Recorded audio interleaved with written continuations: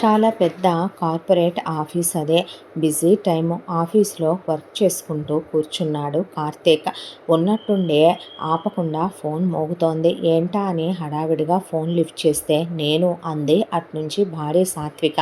చెప్పరా ఏంటి అనేసరికి నీతో చాలా అర్జెంట్ విషయం చెప్పాలి, వెరీ ఎమర్జెన్సీ, నువ్వు వెంటనే బయలుదేరి ఇంటికి రా అనేసరికి అమ్మకేమైనా?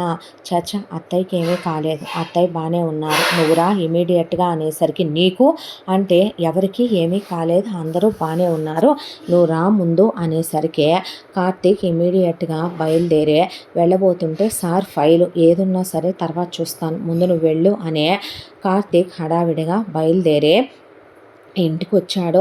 ఇంటికి వచ్చేసరికి ముందు భార్యకి ఏమైనా అయిందేమోనని తేరిపారా భార్య వైపు చూశాడు. చూస్తే భార్య సేఫ్. ఆ తర్వాత తల్లి గదిలోకి పరిగెత్తే అమ్మ నువ్వు ఓకేనా, నీకేమైనా అయిందా అమ్మ అనేసరికి అంటోంది ఆవిడ. అనేసరికి అత్తయ్య గారికి ఏమీ కాలేదు, ఆవిడ బాగానే ఉన్నారు, చెప్పేది ఒకసారి విను అనేసరికి కేర్ టేకర్ వైపు చూస్తే కేర్ టేకర్ కస్తూరి కూడా వెళ్ళి ఆవిడకే సూప్ కాస్తోంది. అంతా బాగానే ఉందిగా, ఏమైంది అనేసరికి విషయం నేను నీతో మాట్లాడాలి అంటే ఏ విషయం, నా చెల్లెలు మయూరి ప్రెగ్నెంట్ అంట అనేసరికి వాట్ అన్నాడు కార్తీక్. ప్రెగ్నెంట్ అంట, అమ్మ నాన్న ఫోన్ చేశారు, ముందు పద ఊరు బయలుదేరాలి అనేసరికి అదేంట్రా అనేసరికి పెళ్ళి కాకుండా కడుపెట్లా వచ్చిందనే కదా ఇప్పుడు డౌటు, అక్కడ వాళ్ళకు కూడా అదేనంట డౌటు, పద వెళ్ళి కనుక్కుందాం అనేసరికి అమ్మ నేను అక్కడ మయూరికి ఏదో జరిగిందంట, వెళ్ళి కనుక్కొని వస్తానమ్మా, నువ్వు జాగ్రత్తగా ఉండు, కస్తూరి నువ్వు అమ్మని జాగ్రత్త చూసుకుంటే అలాగే బాబు గారు అని చెప్పిన తర్వాత అని సావిత్రి ఏదో చెప్పబోతుంటే నేను జాగ్రత్తగానే ఉంటాను, సేఫ్గానే డ్రైవ్ చేసుకుంటూ వెళ్తాను, నువ్వు టెన్షన్ పడకు సరేనా అని తల్లి నుదురు మీద ముద్దు పెట్టి బుగ్గ మీద ముద్దు పెట్టి జాగ్రత్త అని కస్తూరికి జాగ్రత్తలు చెప్పి ఈలోపు సాత్విక అన్నీ ప్యాక్ చేశానని చెప్తే ఇద్దరూ కలిసి ఆఫీస్కి ఫోన్ చేసి నేను ఆఫీస్కి ఒక 1 వీక్ టు 10 డేస్ వరకు రావటం కుదరదని లీవ్ అప్లై చేసేసుకొని బయలుదేరిపోయాడు కార్తీక్. ఆ తర్వాత కార్ డ్రైవ్ చేసుకుంటూ వెళ్తూ ఉండగా ఊరి శివార్లు దాటిన తర్వాత సాత్విక అలా సీటు వెనక్కి అనుకొని పడుకుంది. కానీ కార్తీక్కి మాత్రం ఆలోచనలు కారు ముందుకు వెళుతుంటే ఆలోచనలు అలా వెనక్కి గతంలోకి వెళ్ళిపోయాయి. కార్తీక్ వాళ్ళ నాన్నగారు కార్తీక్ చిన్నప్పుడే చనిపోయారు. వాళ్ళది సెటిల్డ్ ఫ్యామిలీ. కార్తీక్ వాళ్ళ అమ్మగారి పేరు సావిత్రి. ఊళ్ళో ఉన్న ఆస్తిపాస్తులు అవే అన్నీ అమ్మేసుకొని ఆ తర్వాత సిటీకి వచ్చేసారు. సిటీకి వచ్చి ఒక ఖరీదైన గేటెడ్ కమ్యూనిటీలో వీళ్ళు డ్యూప్లెక్స్ అపార్ట్మెంట్ కొనుక్కున్నారు. దట్టు అది 4 BHK అపార్ట్మెంట్, చాలా విశాలంగా ఉంటుంది. సావిత్రికి దిక్కులేని వాళ్ళకి హెల్ప్ చేయటం అన్నా, రోజు స్ట్రీట్ పప్పీస్కి ఫుడ్ పెట్టడం అన్నా, ఇంట్లో పెట్స్ పెంచడం అన్నా ఆవిడకి చాలా ఇష్టం.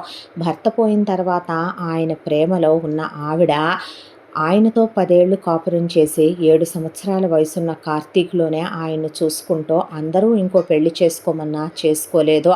కార్తీక్ వాళ్ళ అమ్మమ్మ గారు చిన్నప్పుడే పోయారు. కార్తీక్ చిన్నపిల్లాడప్పుడు. ఆ తర్వాత కూతురు లైఫ్ ఇలా అయిందనే దిగులతో కార్తీక్ వాళ్ళ తాతయ్య పోయారు. కార్తీక్ వాళ్ళ నానమ్మ తాతయ్య వాళ్ళ నాన్నగారు పోకముందే వాళ్ళు కాలం చేశారు. సావిత్రి ఒక్కటే ఉన్న డబ్బుల్ని జాగ్రత్తగా పెట్టుకొని కార్తీక్ని ఎంతో గారాబంగా ముద్దుగా దాంతోపాటు పెట్లవరగా కొడుక్కి మంచి బుద్ధులు నేర్పిస్తూ చాలా మంచిగా పెంచి పెద్ద చేసింది. ఓ గ్రేడ్ స్కూల్లో వేసి చదివించుకుంటూ ఇంట్లో పని వాళ్ళని పెట్టుకొని ఆవిడ ప్రపంచం పెట్స్తో గడపటం. ఆవిడకి మరో లోకం అంటూ లేదో, మనిషి కల్లా కపటం లేని మనిషి, కాయకాలు మాయకాలు ఆవిడకి తెలీదు. ఇలా రోజులు గడిచిపోతూ కార్తీక్ పెరిగి పెద్దవాడయ్యాడు. చూడటానికి కార్తీక్ చాలా అందంగా ఉంటాడు. అందంగా ఉండటం అనేది చిన్న మాట అంటే అదే పొరపాటు. కార్తీక్ 10th వచ్చేసరికి 100ల్లో అమ్మాయిలు కార్తీక్కి ప్రపోజ్ చేస్తే ఇంటర్కి వెళ్ళేపాటికి అది వేలల్లోకి పెరిగిపోయింది. కార్తీక్ జిమ్కి వెళ్తే హైటు వెయిట్ పర్సనాలిటీ ఆ కండలు తిరిగిన శరీరం చూసి అమ్మాయిలు అసలు డ్రీమ్ బాయ్ అనుకునేటట్టుగా ఉంటాడు కార్తీక్. ఇంజనీరింగ్కి వెళ్ళాడు. ఇంజనీరింగ్కి వెళ్ళగానే అమ్మాయిలందరూ అసలు ఏ బ్రాంచ్ అనే ఇక సీనియర్స్ అని కూడా చూసుకోకుండా కార్తీక్కి ఐ లవ్ యూలు చెప్పి ప్రపోజ్ చేసిన వాళ్ళు ఉన్నారు. అంతా దాంట్లో కార్తీక్ ఎవరిని ఓకే చేయలేదు. కార్తీక్ వాళ్ళ క్లాస్లోనే సాత్విక కూడా చదువుకుంటూ ఉండేది. కార్తీక్ వాళ్ళది ఇదే ఊరు కానీ సాత్విక వాళ్ళది ఒక పల్లెటూరు. అక్కడి నుంచి తను ఇక్కడికి వచ్చి హాస్టల్లో ఉంటూ చదువుకునేదే. కార్తీక్కి సాత్వికకి క్లాస్మేట్స్గా ఒక మంచి పరిచయం, ఆ తర్వాత స్నేహం. ఆ తర్వాత ఇద్దరు ప్రేమించుకోవటం మొదలుపెట్టారు. ఆ తర్వాత ఆ ప్రేమ ఎలా ఉంటుందంటే కార్తీక్ విషయంలో లిమిటేషన్స్ చాలా ఎక్కువ కార్తీక్కే. పెళ్ళికి ముందు ఆ అమ్మాయికి అట్లీస్ట్ హగ్గు కూడా యాక్సెప్ట్ చేసే హగ్గు కూడా ఇచ్చే రకం కాదు. ఇక కిస్సులు, బెడ్డుల దాకా వెళ్ళటాలు అలాంటి కార్తీక్ అసలు నచ్చవు. బండి మీద పికప్పులు చేయటం, డ్రాపింగ్లు చేయటం ఇలాంటివి కూడా కార్తీక్ విషయంలో ఉండవు. ఎందుకంటే పెళ్ళికి ముందు ఏ ఆడపిల్ల మీదైనా పేరెంట్స్ ఎక్స్పెక్టేషన్స్ ఉంటాయి. వాళ్ళ అమ్మాయి మీద నమ్మకంతో ఇంత దూరం పంపించారు. ఆడపిల్ల పవిత్రంగా ఉంటేనే ఆ తల్లిదండ్రులకి కూడా ఒక గౌరవం, విలువ ఇచ్చిన వాళ్ళు అవుతారని. ప్రేమకు కూడా ఒక లిమిట్ ఉంటుంది. మనుషులు ఒకళ్ళొకళ్ళు ముట్టుకుంటేనో అంటుకుంటేనో పుట్టేదే ప్రేమ కాదు. ఒకప్పుడు కళ్ళతో చూస్తూ ప్రేమించుకున్న వాళ్ళు కూడా చాలామంది ఉన్నారన్నట్టుంటుంది కార్తీక్ విషయంలో ఏదైనా కూడా. అంతా దాంట్లో వీళ్ళ చదువు పీజీ వరకు కంప్లీట్ అయిపోయింది. ఆ తర్వాత కార్తీక్ పెద్ద కాలేజీలో చదవటం అయితేనేమి, కార్తీక్కి ఉన్నటువంటి తెలివితేటలైతేనేమి, దట్టు కార్తీక్ ఒక ప్రాజెక్ట్ చేశాడు.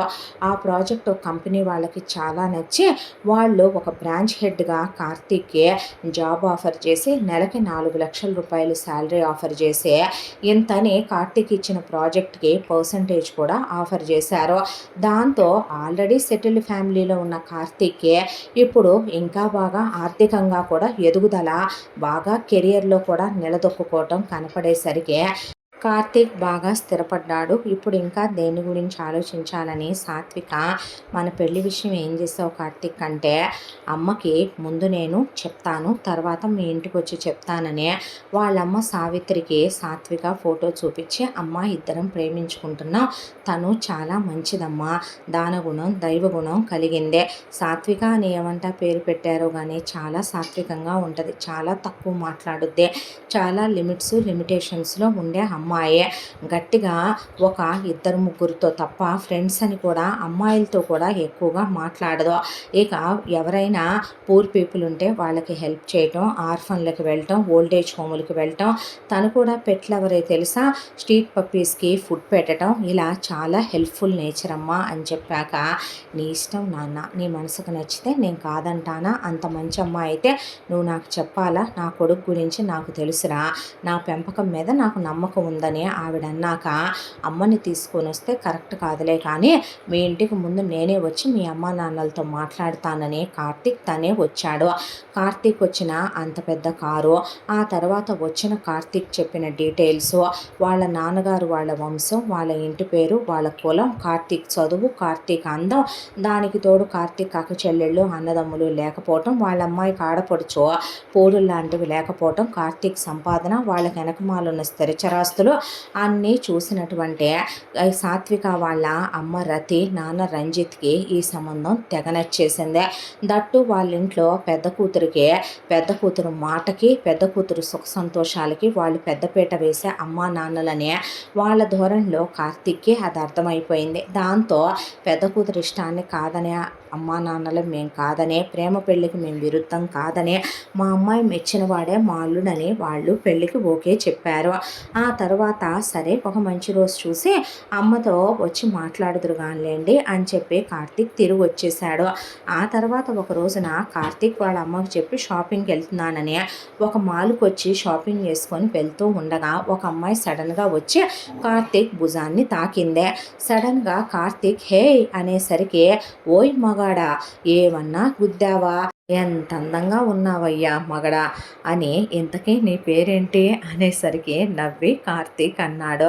నా పేరేంటో తెలుసా అడగవే, నెమలి అంటే మయూర అన్నాడు. అనేసరికి అబ్బో తెలివైన వాడివే అన్న తర్వాత లవ్ ఎట్ ఫస్ట్ సైట్ అనుకోబోయ్, ఏమన్నా నచ్చేసావా నాకు, నేను అందంగానే ఉన్నాను కదా, పర్లేదు మా ఇంట్లో వాళ్ళేమీ కాదనర్లే కానీ పెళ్లి చేసేసుకుందామా ఏంటి అనేపాటికి నాకు బాగానే డబ్బులున్నాయిలే అనేసరికి, ఇప్పుడు ఇదే విషయం నేను ప్రేమించిన అమ్మాయికి చెప్తే అది నన్ను చంపేసుద్ది. ఆల్రెడీ నేను ఒక అమ్మాయిని ప్రేమించాను, నా లైఫ్లో ఒక అమ్మాయి ఉంది, ఆ అమ్మాయి పేరు సాత్విక. మా ఇద్దరికి పెళ్ళి కూడా కుదిరిపోయింది, వాళ్ళ ఇంట్లో మా ఇంట్లో ఒప్పుకున్నారు.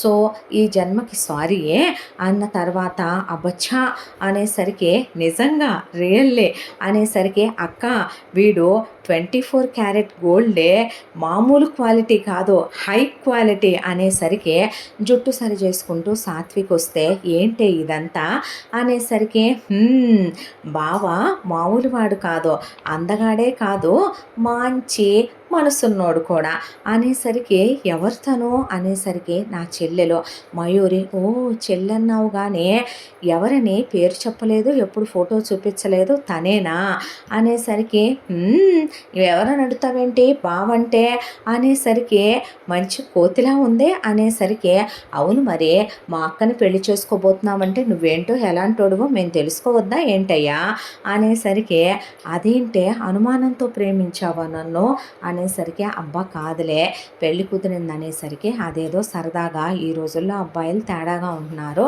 ఊరికే అలా ఒకసారి మాట్లాడతాను అందే, ఇప్పుడు నువ్వు కరెక్టేనని తెలిసిందిగా, కాదంటే నేను తన మీద ఇంట్రెస్టెడ్గా ఉన్నానని నన్ను వదిలేసేదానివే అనేసరికి, అబ్బబ్బా మీ ఇద్దరి గొడవ. బావా హాయ్, నా పేరు మయూరి, నేను ఇదంటే సిటీలో చదువుకుంది కానీ చిన్నప్పటి నుంచి మా ఊళ్ళోనే చదువుకొని పక్క కాన్వెంట్లో పక్క ఊర్లోనే చదువుకున్నాను. నా చదువు కంప్లీట్ అయిపోయింది, డిగ్రీ అయిపోయింది, ఫైనల్ ఇయర్కి వచ్చేసాను. ఇంకొక ఎగ్జామ్ రాసేస్తే ఫైనల్ సెమిస్టర్ ఎగ్జామ్స్, డిగ్రీకి దండం పెట్టేయచ్చు. నా చిన్నప్పటి నుంచి మా ఊళ్ళో మహతి మేడం ఉంటారు, మా మేడంకి హస్బెండ్ లేరు, మా మేడంకి డాన్స్ అన్నా మ్యూజిక్ అన్నా పంచ ప్రాణాలు అంటాం చిన్న విషయం. ఆవిడే నన్ను సొంత తల్లిలా పెంచిందే. అసలు వాళ్ళింట్లోనే ఉండి వాళ్ళింట్లోనే అక్కడే పడుకుంటా, మేడం ఒక్కళ్ళే ఉంటారు. నన్ను ఎప్పుడో నా చిన్నప్పుడు 5 years అప్పుడు ఆవిడ దగ్గరికి తీసిందే. ఆవిడే నాకు నాట్యం నేర్పించింది, భరతనాట్యం, కూచిపూడి, కథకళి అన్నీ, ఇంకా వేరే వేరే సార్లు మేడములను కూడా పిలిపించి నేర్పించింది. సో నాకు డాన్స్ వచ్చు, నాకు సంగీతం వచ్చు, అలాగే నాకు మ్యూజికల్ ఇన్స్ట్రుమెంట్స్ వాయించడం కూడా వచ్చు. మా ఊళ్ళో వాళ్ళందరూ నన్ను మయూరి ఆ నెమలి లాంటి పిల్లనే, చాలా మంచిదని తెగ పొగుడుతారు. నేను అల్లరి చేస్తానని మా అమ్మ నాన్న నాకు అట్లు వడ్డిస్తూ ఉంటారు. మా అక్క అంటే నాకు చాలా చాలా ఇష్టం, మా అక్కని హ్యాపీగా చూసుకుంటావు కదూ అని అడిగింది మయూరి. ఇంతకీ నీ సంగతి ఏంటి, మీ అక్కని నేను ఎలా చూసుకుంటానో నువ్వే చూస్తావులే, బాయ్ ఫ్రెండ్ ఉన్నాడా అనేసరికి, లేడు బావా, అంత ఇంట్రెస్ట్ కూడా లేదు. నిజం చెప్పమంటావా, నా అల్లరికి నన్ను తట్టుకోవాలంటే వాడు నీలా ఉండాలి, ఉన్నాడేంటి ఒక తమ్ముడు అనేపాటికి, లేడే మమ్మ నన్ను ఒక్కడనే కనేసిందే అన్నాడు. అనేసరికి, అయ్యయ్యో అవునా అంటే, అవునమ్మా అన్నాడు. అన్న తర్వాత, సరే మరి అలాగైతే మరదలు ఫస్ట్ టైం కనపడింది కదా, నీ తమ్ముడు ఎటు ఇలాంటి బంగారాన్ని పెళ్లి చేసుకునే ఛాన్స్ మిస్ చేసుకొని ఆంటీ కనలేదు కదా, కేఎఫ్సీ ఇప్పించమా మరి నాకు అనేసరికి, రారా తిందుగానే అనే, భలే సరదాగా ఉంది కోతిలాగా ఇది అనేసరికి, అదంతే చిన్నప్పటి నుంచి అంది సాత్విక. నువ్వేమో సైలెంట్గా ఉంటావు, తనేమో గలగల్లాడుతూ ఉంటుంది. నేను ఇలా ఉండకపోతే అది అలా ఉంటుందనే విషయం ప్రపంచానికి ఎలా తెలుస్తుంది బావా అనేసరికి, సరే అనేసరికి పెద్ద బకెట్ కొనుక్కుందే. అంత తినలేవు మయూరి అంటే, నా తిండి గురించి నీకేం తెలుసు అనే, అది తింటదిలే అంది సాత్విక. కూర్చొని పెద్ద బకెట్ కేఎఫ్సీ తినేసిందే, డ్రింకులు తాగేసిందే, పిజ్జాలు బర్గర్లు తినేసింది, మొత్తం మాల్ అంతా తిరిగి ఆడుకుందే. ఆ తర్వాత మీ ఇంటికి వెళ్దామా అని అడిగేసరికి, సరే అని, పొట్టలో ఏమన్నా అనీజీగా ఉందా, చచ రాళ్ళు తిన్నా అరిగిపోతాయి నాకు, నీకో విషయం తెలుసా, ఎంత తిన్నా నా పొట్ట నిండదు, 2 రెండో విషయం ఏంటో తెలుసా? ఎంత తిన్నా నాకు ఒళ్ళు రాదు. డాన్స్ చేస్తానన్నావుగా? అవును బావ, ఆపకుండా నేను 7 గంటలు ప్రాక్టీస్ చేయగలను. మరి అలాంటప్పుడు ఎంత తిన్నా నాకు నీరసం రాదులే అనేసరికి ఇంటికి తీసుకెళ్ళాడు. తీసుకెళ్ళాక మీరు రావద్దు, ఆగండి అని చెప్పి సావిత్రి అక్కడ కూర్చొని పప్పీస్‌కి పాలు పట్టుకుంటుంటే లోపలికి వెళ్ళి ఆంటీ అని ఆవిడని కౌగిలించుకొని కాళ్ళ మీద పడిపోయి, మీ అబ్బాయి నాకు స్టమక్ చేశాడు. ఏం చేశాడు? మీ అబ్బాయి నాకు కడుపు చేశాడా ఆంటీ? ఇంకేముంది, నాతో కాలు జారాడు, మాయమాటలు చెప్పాడు, ప్రేమించానన్నాడు, నన్ను తల్లిని చేసేశాడు. ఇప్పుడు నా కడుపులో మీ అబ్బాయి జిరాక్స్ ప్రింట్ పెరుగుతోంది. ఇప్పుడు నీ మనవడో మనవరాలో పెరుగుతున్నారు నా కడుపులో. నాకేం న్యాయం చేస్తావో చెప్పు. మీ అబ్బాయి ఇప్పుడు వేరే దాన్ని పెళ్లి చేసుకుంటానంటున్నాడు. వాయమ్మో, మరి నా జీవితానికి ఇప్పుడు ఏ దారి చూపిస్తావు? ఈ కడుపులో ఉన్న మీ వంశాంకురాన్నే ఎవరి బిడ్డని చెప్పమంటావు అనేపాటికే, నా కొడుకు అలాంటి వాడు కాదమ్మా, నీకేం తెలుసు నీ కొడుకు ఎలా ఉంటాడో, బెడ్రూమ్లో చూసినట్టే చెప్తావు అనేసరికి, అయ్యో దేవుడా, నాకు బీపీ పెరిగిపోతుంది, కళ్ళు తిరిగిపోతున్నాయి, ఒళ్ళు చల్లబడిపోతుంది, నా కొడుకు అలాంటి వాడు కాదమ్మా, అలా ఆడపిల్లల జీవితాలు నాశనం చేయడమ్మా అనేసరికి, అమ్మా అని లోపలికి వచ్చేసరికి, ఏంట్రా ఇదంతా, ఆ పిల్ల ఏంట్రా మాట్లాడుతుంది అనేసరికి పక్కా నవ్వేసరికి, నీ కొడుక్కి నిజంగా నాలాంటి ఒక ఫైర్ బ్రాండ్కి కడుపు చేసేంత దమ్ము ధైర్యం ఉందా? ఇంత మెత్తగా ఉన్న మెత్తటి కొడుకుని కన్నావు అనేపాటికి, ఎవర్రా ఇదే అంటే, తనేనమ్మా నేను ప్రేమించిన సాత్విక అనేపాటికి వచ్చి ఆశీర్వాదం తీసుకుంటే, తన చెల్లెలు మయూరి అల్లరి పిల్ల ఇందాక షాపింగ్ మాల్లో నన్ను ఏడిపించడం అయిపోయింది, ఇప్పుడు నిన్ను ఏడిపిస్తోంది వచ్చి అనేపాటికి, పెద్ద కూతురా ఇదే, దీని ముక్కుకి తాడేసేవాడు వస్తే ఏం చేద్దాం, నీకే కోడల్ని అయిపోదాం అనుకున్నా, నువ్వు ఇంకో కొడుకుని ఎందుకు కనలేదా అంటే అనేపాటికే, అంకుల్ వెళ్ళిపోయారుగా అమ్మ, ఉన్నప్పుడేమో వీడి తర్వాత పుట్టలేదు అనేసరికి, తప్పు నువ్వు చేసి ఇప్పుడు నాలాంటి బంగారు తల్లి కోడలుగా వచ్చుద్దంటే నీలాంటి మంచి అత్తగారు ఎంత బాగా చూసుకుంటుంది చెప్పు. అదే మీ అబ్బాయి ఇంకొక ట్విన్ అయినా కూడా నేనే చేసుకుని ఉండేదాన్నే. మీ అబ్బాయి లాంటి మెతకోడు నాకు మొగుడుగా కరెక్ట్ కాదులే, కానీ నాతో పాటు అల్లరి చేసేవాడైతే నాతో సమబుజ్జిగా సమానంగా ఉంటాడు. కానీ బావలాంటి వాడనుకో, కూర్చోమంటే కూర్చుంటాడు, నుంచోమంటే నుంచుంటాడు, హ్యాపీగా ప్రేమించేసుకోవచ్చు అన్న తర్వాత, ఈ జన్మకి ఎవడో ఒకడు పుట్టే ఉంటాడులే ఆంటీ, వెతుక్కుందాం అన్న తర్వాత, ఇక్కడే ఉంటున్నాం మేము ఒక వారం రోజులు అంటే, సరేలేమ్మా అన్న తర్వాత, పద నువ్వేం వండుతావో బాగా నాకు వండి పెడదు కానీ ఆకలేస్తోంది అంటే, అయ్యో పాపం బిడ్డ ఎంత ఆకలి మీద ఉందో ఏమో అని 10 రకాలు వండి పెడితే, ఇక అవన్నీ ప్లేట్లో పెట్టుకుంటుంటే, బిడ్డ ఆకలి మీద ఉన్నట్టుంది, తినగలదో లేదోరా ఇన్నుండాను అనేపాటికి, తిండి కూడా బాగానే వేస్తుందిలే, మరలో నలిగిపోతే ఎన్నేసినా కూడా అనేపాటికే, దిష్టి పెట్టకు నాకు, తిన్నేరా పాపం అనేసరికి, అల్లరి పిల్లరా, దీనికి నిజంగా మంచోడిని చూసి చేయాలి, అదేనమ్మా నేను ఇందాకటి నుంచి అనుకుంటున్నాను. ఇలా సరదాగా ఉండేవాళ్ళు నాన్న మనసులో చాలా సెన్సిటివ్గా ఉంటారు అంటారురా పెద్దవాళ్ళు అనేసరికి, అంతా దాంట్లో కార్తీక్ నవ్వేశాడు. నవ్వేసిన తర్వాత, ఇలా వీళ్ళు ఒక వారం రోజులు ఉన్నాక ఆ అమ్మాయి సావిత్రికి బాగా అలవాటైపోయి కార్తీక్తో ఆట పట్టిస్తూ, అది బావా ఇది బావా అని అక్కడున్న పప్పీస్తో ఆడుకుంటూ, వాళ్ళ ఇంట్లో 6 పప్పీసు 4 క్యాట్స్ బోలెడన్ని ప్యారెట్స్ పావురాలు అన్నీ ఉంటే వాటితో ఆడుకుంటూ అక్కడ అందరితో కలిసిపోయి మాట్లాడుతూ, ఎంత మంచి పిల్ల ఎంత మంచి పిల్ల ఎంత మంచి పిల్ల ఎంత మంచి పిల్ల అని నాకు అలవాటైపోయింది, వదిలి ఉండలేకపోతున్నాను అనేసింది సావిత్రి. రొమాన్స్ చేస్తున్నావా బావా అక్కతో బాల్కనీలో అని నవ్వేసి వచ్చే, ఆ తర్వాత వీళ్ళింటికి వెళ్ళటం, ఆ పెద్దోళ్ళు కూడా మాట్లాడుకోవటం, సావిత్రి కట్నాలేమి మాకు వద్దండి, మాకే బోల్డ్ అంత ఉంది, అమ్మాయికి నేనే బోల్డ్ అంత డైమండ్ నగలనే, అవి రేపు రాబోయే కోడల కోసమని నా నగలే బోల్డ్ అని ఉన్నాయి, పక్కన పెట్టే ఉంచానండి అంటే, మీరు మీ కోళ్ళకి పెట్టుకునేదేదో పెట్టుకోండమ్మా, మా పెద్ద కూతురు అంటే మాకు పంచ ప్రాణాలు, మా పెద్దమ్మాయి పెళ్ళి మేమే చాలా దర్జాగా చేయాలనుకుంటున్నాం, మీరు వద్దంటే మా మనసు బాధ పెట్టిన వాళ్ళు అవుతారని వాళ్ళు నానా గోల చేశారు. సరేనమ్మా వాళ్ళనే చేసుకొనివ్వని వదిలేశాడు కార్తీక్. తర్వాత వాళ్ళ అమ్మాయికి వాళ్ళు 200 తులాలు బంగారం పెట్టుకొని ఆ తర్వాత అత్తారింటికి పంపిస్తే ఫస్ట్ నైట్లు హనీమూన్లో అయిపోయే. ఇక్కడ కార్తీకు, సాత్విక కాపురం పెట్టుకున్నారు. కార్తీకు ఆఫీస్‌కి వెళ్ళొస్తూ ఉండేవాడు. సాత్విక ఇంట్లోనే ఉండి నాకు జాబ్ చేయటం ఇష్టం లేదందే. ఎందుకు చదివావు నువ్వు? ఎవరికీ అర్థం కాదు పీజీ దాకా. ఇంట్లో ఉండటం ఏంటో అసలు అర్థం కాదన్నాడు పెళ్ళాం ఉద్యోగం చేయింది నా మొగుడు పోషించలేనంత పేదవాడు కాదుగా. మొగుడు పేదవాడని కాదు, ఆడవాళ్ళకు కూడా ఆర్థిక స్వతంత్రత ఉండాలి, ఒక ఫ్రీడమ్ అంటూ ఉంటుంది. జాబ్ చేయటం తప్పేమీ కాదే. ఆడవాళ్ళు వాళ్ళ కాళ్ళ మీద వాళ్ళు ఆధారపడటం, స్వతంత్రంగా ఉండటం, బయట ప్రపంచంలోకి వెళ్ళి మగాళ్ళతో సమానం అని స్పీచ్లు ఇవ్వటం కాదు. ఇంట్లో మగాడితో పాటు కష్టపడగలిగే చదివి జ్ఞానం ఉన్నప్పుడు ఎందుకు ఊరికినే కూర్చోవాలి?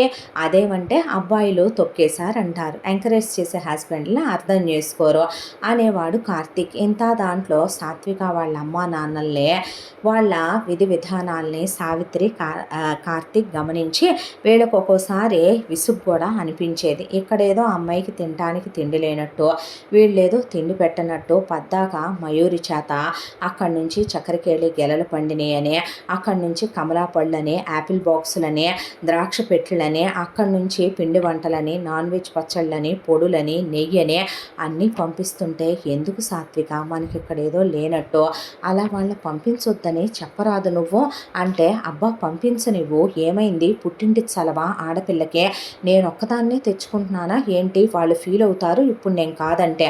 భారతదేశంలో పుట్టిన చాలామంది ఆడపిల్లలు పుట్టింటికి వచ్చేటప్పుడు ఎంటీ బ్యాగులతో వచ్చి వాళ్ళందరూ కూడా సంచులు సంచులు తీసుకొని వెళతారు తెలుసా అనేపాటికి దాన్ని దోచుకు తింటాం అంటారు. తప్పు తెలుసా? పెళ్ళయిన తర్వాత ఆడపిల్ల అత్తారింటికి వచ్చిన తర్వాత ఎప్పుడో సంవత్సరానికో 6 నెలలకో 3 నెలలకో వెళ్ళి అమ్మా నాన్నల్ని చూసి వాళ్ళకి బట్టలు పెట్టి వాళ్ళకేమైనా తీసుకెళ్ళి వాళ్ళ యోగక్షేమాలు అడిగి వాళ్ళకి ఏదైనా ఒంట్లో బాగోపోతే హాస్పిటల్లో చూపించి ఆడపిల్ల వాళ్ళ చేత పసుపు కుంకాలు పెట్టించుకొని రావాలంటది మా అమ్మ. అలాంటిదే అలా తెచ్చుకోవటం తప్పు కాదు. ఇంకా నయ్యో వెనకాల మయూరి ఆడపిల్ల కాబట్టి సరిపోయిందే. నీకో తమ్ముడో అన్నయ్యో ఉన్నా అలాగే తెచ్చుకుంటే ఇళ్ళకొచ్చిన మరదళ్ళు వదినలు ఏమనుకుంటారని ఆలోచించుకోరా మీ ఆడవాళ్ళు అనేసరికి, అబ్బబ్బా నువ్వు నీ చోద్యం ఏమైంది ఇప్పుడు పంపిస్తే అంటే, కార్తీక్ అని సావిత్రి అనగానే నేనేం అనలేదులే మమ్మీ అన్న తర్వాత తనకిష్టం అంటోందిగా వదిలే అనేసింది సావిత్రి.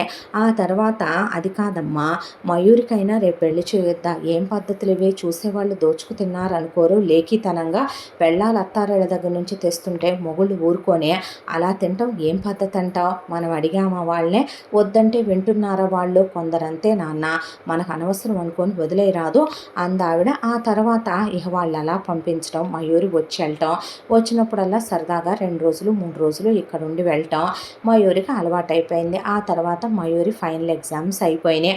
ఆ తర్వాత మయూరి మేడం మహతే మయూరిని తీసుకొని ఇక్కడికి వచ్చి మయూరి చేత ఒక పెద్ద ఆడిటోరియంలో అరంగేట్రం చేయించింది. చాలామంది ప్రశంసలు అందుకుంది ఆ అమ్మాయి. అక్కడి నుంచే ఆ అమ్మాయి పెర్ఫార్మెన్స్ చూసి వెళ్ళిన వాళ్ళు చాలా రకాలైన ఫంక్షన్స్కి వాటికి ఆ అమ్మాయితో నెలకి 2-3 ప్రోగ్రాంలు 4-5 ప్రోగ్రాంలు బుక్ చేసుకోవటం, కొంతమంది సంగీతం ప్రోగ్రాంలు, కొంతమంది డ్యాన్స్ ప్రోగ్రాంలు ఇలా బుక్ చేసుకోవటంతో మహతి మేడం పద్దాక నేను రాలేనమ్మా, కాస్త పెద్ద వయసు అయిపోయి చచ్చిందేమో, తిరిగి చావలేకపోతున్నాను కాబట్టి అక్కయ్య బావ ఉన్నారు కదా తల్లి, కాస్త నువ్వు వెళ్ళి వస్తూ ఉండమ్మా అని చెప్పిన తర్వాత ఎటు ఇక్కడి నుంచి రతి రంజిత్తో ఇద్దరు పెద్ద కూతురు కోసం మయూరిని ఆ ఎత్తుకెళ్ళు ఈ ఎత్తుకెళ్ళు అని పంపిస్తూ ఉంటారు కాబట్టి తీసుకొని వస్తూ ఉండేదే. ఇలా కొంతకాలం గడిచిన తర్వాత ఒకసారి మయూరి ఉన్నట్టుండి ఇలా వచ్చినప్పుడే కళ్ళు తిరిగి పడిపోయింది. ఏమైందని హాస్పిటల్కి తీసుకెళ్తే డాక్టర్ గారు ఈ అమ్మాయి 4 రోజుల నుంచి ఫుడ్ తినట్లేదు అని చెప్తే, ఏమైందమ్మా, రోజు నేను పెట్టిస్తే గదిలోకి ఎత్తుకెళ్ళి తింటానంటున్నావు కదరా, ఎందుకు తినలేదు అని సావిత్రి అడిగితే, ఏమైందిరా అన్నాడు కార్తీక్. అంటే అక్క నన్ను కోప్పడి విదిలించిందే, నువ్వు నన్ను ఎందుకు విదిలించావు, అందుకే నాకు బాధ అనిపించి నేను ఫుడ్ తినలేదు అనేపాటికి నువ్వెందుకు కోప్పడ్డావు అని అడిగాడు కార్తీక్. ఎందుకు అరిసావమ్మా అంది సావిత్రి. అంటే ఏమీ లేదు, నేను ఫోన్ చూస్తున్నాను, పదే పదే విసిగిచ్చి ఊళ్ళో వాళ్ళ గురించి చెప్తుంది, దాంతో పో అవతలికి అనే విసుక్కొని పద్దాక సొల్లువాగుడు వాగితే మొహం పగలగొడతానన్నాను, దానికే నువ్వు ఫీల్ అయి 4 రోజుల నుంచి ఫుడ్ తినలేదా ఏంటే అనేపాటికి నీకు తెలుసుగా చిన్నప్పటి నుంచి నేనెంత సెన్సిటివ్ అనేది తెలిసే నువ్వెందుకన్నావు నన్నలా అనేపాటికి అంత చిన్న విషయానికే బాధపడ్డావా అనేపాటికి నేనంతే బావా చిన్నప్పటి నుంచి ఓవర్ సెన్సిటివ్ ఎవరు ఏమన్నా తీసుకోలేను బావా నీకేమీ అననబ్బాయినే చూద్దాములే ఒక్క మాట అన్నా కూడా నేను ఉండలేను బావా అందుకే అంటాను నీలా ఉండేవాళ్ళు ఎక్కడా దొరకరు అలా ఉండేవాళ్ళు దొరికినప్పుడే పెళ్లి చేసుకుంటాను ఎందుకంటే నువ్వెప్పుడు ఏమీ అనవుగా బావా అక్కనే అన్న తర్వాత నీకు విషయం తెలుసా చిన్నప్పటి నుంచి అమ్మా నాన్న నన్ను దగ్గరికి తీరు దీన్నే ప్రేమగా చూస్తారు ఇది ఏ తప్పు చేసినా వాళ్ళకి కరెక్ట్గానే ఉంటుంది నా విషయంలో నేను అల్లరి చేస్తాననే నన్ను చిన్నప్పటి నుంచే అమ్మా నాన్న ఇద్దరు కొడతారు అయినా వీళ్ళంటే నాకు చాలా ఇష్టం ఇక మేడం నన్ను దగ్గరికి తీసి గారం చేస్తారు చిన్న మాటన్నా నేను బాధపడతాననే మేడం నన్ను ఒక్క మాట కూడా అనరు చిన్నప్పుడు ఇది విదిలించేది అమ్మా నాన్న తిట్టి కొట్టేవాళ్ళు దాంతోనే నేను 4-5 రోజులు భోంచేసేదాన్ని కాదు మేడం పిలిచి తప్పు అలా ఉండకూడదని నోట్లో ఫుడ్ పెట్టేది ఊళ్ళో వాళ్ళంతా నా అల్లరినే చూసి నన్ను చాలా మంచిదాన్ని సరదాగా ఉంటాను ఇదే సైలెంట్గా ఉంటుంది అంటారు కానీ నేను అందరితో కలిసిపోయి ఉండటమే నా నేచర్ బావా అన్న తర్వాత ఆ అమ్మాయిని ఇంటికి తీసుకొచ్చి తప్పమ్మ అలా ఉండకూడదు బాధపడకూడదు అని సావిత్రి అన్నం పెట్టి కాసేపు పడుకుందు రా అన్న తర్వాత చూసావురా ఎంత సున్నితమో చూడటానికి నీ భార్య పేరుకు తగ్గట్టు సాత్వికంగా ఉంటుంది అనుకునే మయూరి ఏమన్నా మూవ్ ఆన్ అయిపోద్దిలే సరదా పిల్ల కదా పట్టించుకోదు అని నేను కూడా తప్పుగానే అర్థం చేసుకున్నాను కానీ నీ భార్య లోపల మరొక మనిషి ఉంటుందిరా మీ ఆవిడ నిన్ను విదిలించటం విసుక్కోవటం కూడా నేను అప్పుడప్పుడు చూస్తూనే ఉంటాను కాస్త నోరు ఎక్కువే కానీ తొక్కేసుద్ది మీ ఆవిడ అన్నే కానీ మయూరి లాంటి పిల్లలు పైకి అంత చలాకీగా సరదాగా ఉంటారా లోపల ఎంత సెన్సిటివ్గా ఉందో చూసావా నిజంగా మాట వరుసకు అందని కాదు నీ అంత మంచోడ్నే వెతుక్ కార్తీక్ ఎందుకంటే నా కొడుకు బంగారం అని నాకు బాగా తెలుసు నాకు కూతుళ్ళు లేర్రా నువ్వు మన ఇంట్లో ఒక ఆడపిల్లుంటే ఎలా ఒక అబ్బాయిని చూస్తామో అలాగే చూడరా పిచ్చి తల్లది అంద ఆవిడ అన్న తర్వాత అలాగేనమ్మా అన్నాడు కార్తీక్ ఇలా మయూరి అప్పుడప్పుడు వచ్చేయటం డ్యాన్స్ షోలు ఇచ్చేయటం అప్పుడప్పుడు ఆ మహతి మేడం కూడా వచ్చేది ఆ తర్వాత ఒకసారి మయూరి ఇక్కడ ప్రోగ్రాం ఉందని చెప్పి వచ్చింది వచ్చి రాగానే కార్తీక్ సాత్విక తీసుకెళ్ళి ప్రోగ్రాం ఇప్పించారు ఆ తర్వాత ప్రశంసలు షీల్డ్ ఇవ్వటం అయిపోయిన తర్వాత బావా నాకు నువ్వు చాక్లెట్లు ఇప్పించాలి నువ్వు నన్ను వాటర్ పార్క్ తీసుకెళ్ళాలి నన్ను కొత్త మూవీ వచ్చింది తీసుకెళ్ళాలి ఆ తర్వాత నాకు షాపింగ్ చేయించాలి అని చెప్తే అలాగే రోజుకో చోట తీసుకెళ్తాను ఉండరా ఒక వారం రోజులు అన్నాడు ఓ ఎస్ అని చెప్పింది మయూరి ఆ తర్వాత కార్తీక్ ఇంటికి వచ్చాడు ఇంటికి వచ్చిన తర్వాత సడన్గా కార్తీక్కి హెల్త్ పాడైపోయే మయూరికి కూడా అదే టైంలో హెల్త్ పాడైపోయిందని వారం రోజుల తర్వాత వాళ్ళు స్పృహలో కూడా లేరు ఆ వారం ఫీవర్ బాగా పెరిగిపోయిందని 104 కూడా క్రాస్ అయిపోయిందని వద్దంటే ఇద్దరు ఐస్ క్రీములు తింటారు వద్దంటే ఇద్దరు చన్నీళ్ళ స్నానాలు చేస్తారు దాంతోనే ఆరోగ్యం పాడైపోయింది చెప్తే వినరు ఒకవైపున మీకు ఒంట్లో బాగాలేదని నేను టెన్షన్ పడి డాక్టర్ని పిలిపిస్తే డాక్టర్ ఒకవైపున మీకు ట్రీట్ చేస్తే మిమ్మల్ని దగ్గరుండి చూసుకుంటూ ఉండగా అత్తయ్య ఉన్నవారు ఉన్నట్టు ఉండకుండా అపార్ట్మెంట్ టెర్రస్ పైకి ఎక్కారు ఎక్కి అత్తయ్య చూస్తేనేమో అప్పడాలు వడియాలు ఎండబెట్టి ఎండలో నుంచొని కిందకి దిగి వస్తూ కరెక్ట్గా మన గుమ్మం దగ్గరికి వచ్చేసరికి అలా కాలు జారి గ్రౌండ్ ఫ్లోర్లోకి వెళ్ళి పడ్డారు అత్తయ్యని తీసుకొని హాస్పిటల్కి వెళ్తే డాక్టర్లేమో అత్తయ్యకి నోరు చేతులు కాళ్ళు అన్నీ చచ్చుపడిపోయినాయి మెల్లగా ఓ 10-15 ఏళ్ళకి తగ్గి నార్మల్ అవుతారని చెప్పారు దాంతోనే అత్తయ్య దగ్గర ఇదిగో ఈ కస్తూరి అనే కేర్ టేకర్ని తీసుకొచ్చి పెట్టాను డాక్టర్స్ ఈ మందులు ఇచ్చారు ఈ మందులన్నీ రెగ్యులర్గా కస్తూరిని అత్తయ్యకి వాడమన్నాను అని చెప్పుకొచ్చింది సాత్విక ఒకవైపున అసలు ఆ వారం రోజులు అంతెందుకు ఒంట్లో బాగాలేదో మరదలకి తనకి ఏమైందో ఏదైనా ఫుడ్ పాయిజన్ అయిందేమో తిన్న దాంట్లో ఎందుకు ఇంత ఒళ్ళు నొప్పులుగా నీరసంగా అనిపిస్తుందనే అనుకున్నాడు కార్తీక్ ఆ తర్వాత తన రొటీన్ లైఫ్లో పడిపోయే ఆ తర్వాత తల్లికి ఇలా అయిందని బాధపడి తల్లిని చాలా హాస్పిటల్స్కే తీసుకెళ్దాం అనుకున్నాడు అయితే భార్య చెప్తోంది కదా తీసుకెళ్ళా పెద్ద హాస్పిటల్లో చూపించాననే అమ్మకి తగ్గుద్దులే కుదిరితే అబ్రాడ్ తీసుకెళ్ళి చూపిద్దాం అనుకుంటున్నాడు కార్తీక్ ఈలోగా మయూరి ఇక్కడ డ్యాన్స్ షోలు అవి అయిపోయి హ్యాపీగానే ఇంటికి వెళ్ళిపోయింది వెళ్ళిన తర్వాత ఒక 3 నెలలుగా మయూరి ప్రోగ్రామ్స్ ఏమీ లేక రాలేదు అయితే సడన్‌గా ఈ రోజున తన భార్య ఫోన్ చేయటం, రమ్మనమంటం, ఒకవైపున అమ్మకి బాలేదేమోనని టెన్షన్ పడుతూ తనొస్తే మయూరి ప్రెగ్నెంట్ అని చెప్పటం, ఎవడు కడుపు చేశాడో ఏంటో, ఎవడితో చెడు తిరుగుళ్ళు తిరిగిందో అన్నట్టు మాట్లాడుకుంటున్నారని భార్య అనేసరికి చాలా బాధ అనిపించింది. గలగలా మాట్లాడే గోదావరి లాంటి మరదలు తప్పు చేసిందంటే తన మనసు నమ్మలేకపోతోంది. ఎవరినైనా ప్రేమించిందా, ఇష్టపడిందా, ఎవడైనా మాయమాటలు చెప్పాడా, నమ్మేసిందా, ఎవడైనా చిన్నపిల్లని చేసే లీనియస్ తీసుకుని లిబర్టీ తీసుకుని దగ్గరయ్యాడా, ఇప్పుడు ఏం జరిగిందంటే ఎవరికీ చెప్పకుండా ఎందుకుందలాగా అని ఆ అబ్బాయి ఆలోచిస్తూ ఉండగా సాత్విక వాళ్ళ ఊరొచ్చి వాళ్ళ ఇంటి దగ్గర అలా కారాపే ఇంకా సాత్విక దిగకముందే కార్తీక్ దిగేసరికి మయూరిని లాగిపెట్టి కాలుతో ఒక తన్ను తన్ని చంపలు వాయించి గోడకేసి కొడుతుంది వాళ్ళమ్మ. పరిగెత్తుకుంటూ వెళ్ళి కార్తీక్ అత్తయ్య అనేపాటికే అప్పటికే అమ్మాయి జుట్టంతా రేగిపోయి తల పగిలిపోయి బ్లడ్ కారిపోతూ దవళ్ళన్నీ కదిలిపోయి నోట్లోంచి ముక్కుల్లోంచి బ్లడ్ వస్తూ ఆ అమ్మాయిని ఒళ్ళంతా కొట్టిన బెల్ట్ వాతలు చూసే కార్తీక్ ఆపండి ముందు మీరు అనేపాటికి మీరడ్డు లేవండి బాబు, ఇది చెడిపోయింది బజార్ది, ఎవరితోనో పులికొచ్చిందే, మాకు ఏ అదృష్టం చేసుకుంటే పెద్ద పిల్ల పుట్టిందో, మేమే పాపం చేసుకుంటే ఈ దరిద్రం మాకు పుట్టిందో, పాపిష్టిది ఎంత పాపిష్టి పని చేసిందో తెలుసా అనేపాటికి ఆపండత్తయ్య అనేసరికి మయూరిని పొదివి పట్టుకున్నాడు కార్తీక్. ఆ తర్వాత మయూరిని దగ్గరికి తీసుకుని ఏమైందిరా, ఏం జరిగింది అని అడిగితే దేవుడి మీద ప్రమాణం చేసి చెప్తున్నాను బావా, నేనెవరిని ప్రేమించలేదు, నేనెవరితోనూ కాలు జారలేదు, అసలు ఈ కడుపు ఎలా వచ్చిందో నాకు తెలియదు బావా, వీళ్ళు నేను ఎంత చెప్పినా నమ్మట్లేదు వినట్లేదు బావా, నన్ను డాక్టర్ దగ్గరికి తీసుకెళ్లారు, 10 మంది దగ్గర టెస్టులు చేయించారు, పాజిటివ్ వచ్చిందే, బేబీ హెల్తీగా ఉంది అంటున్నారు, టెస్టులు చేయించి తీసుకొచ్చారు. ఆ తర్వాత వీళ్ళే ఊళ్ళో వాళ్ళందరినీ పిలిచి పంచాయతీ పెట్టి నేను కడుపు చేయించుకున్నానని, కాలు జారానని, బజార్ దాన్నని అందరికీ చెప్పి వీళ్ళు మాత్రం బాగానే ఊరేగుతున్నారు. ఊళ్ళో వాళ్ళంతా చెత్త వెధవలందరూ నా వైపు అదోలా ఆకలిగా చూస్తూ రకరకాల కమెంట్స్ చేసుకుంటూ చూడు బావా ఇంటి ముందు ఎలా తిరుగుతున్నారో, నా విలువ ఎక్కడి నుంచి ఎక్కడికి వచ్చేసిందో చూసావా అనేపాటికి మహతి మేడం అక్కడికి వచ్చి ఏ అబ్బాయి మీకు పని పాట ఏమీ లేదా, మీ ఇంట్లో మీకు అక్క చెల్లెళ్ళు లేరా, వాళ్ళ విషయంలో ఏదైనా జరిగితే ఇలాగే మీరు వెధవ గాసిప్స్ అన్ని మాట్లాడుకుంటూ ఉంటారా అని ఆవిడ కేకలేసే ఆ కొట్టడం ఏంటండి మీరు అనేసరికి నోరు ముయ్యవమ్మ, అసలు నువ్వు డ్యాన్సులని సంగీతాలని గాలికి తిప్పి దీన్ని తిరుగుబోద్దానిలా తయారు చేసి తీసుకొచ్చావు, మొగుడు చచ్చిన దానివి గొడ్డు మొద్దానివి, నీకేం తెలుసు, మా పెద్ద పిల్లని ఏ పుణ్యం చేసుకొని కన్నామో, బంగారం అంటే అల్లుడు వచ్చాడని ఆనందపడ్డంతసేపు పట్టలేదు, ఈ బజార్ దాన్ని ఎవడు చేసుకుంటాడు ఇప్పుడు అని ఆవిడ్ని నోరు ముయ్యమన్నారు.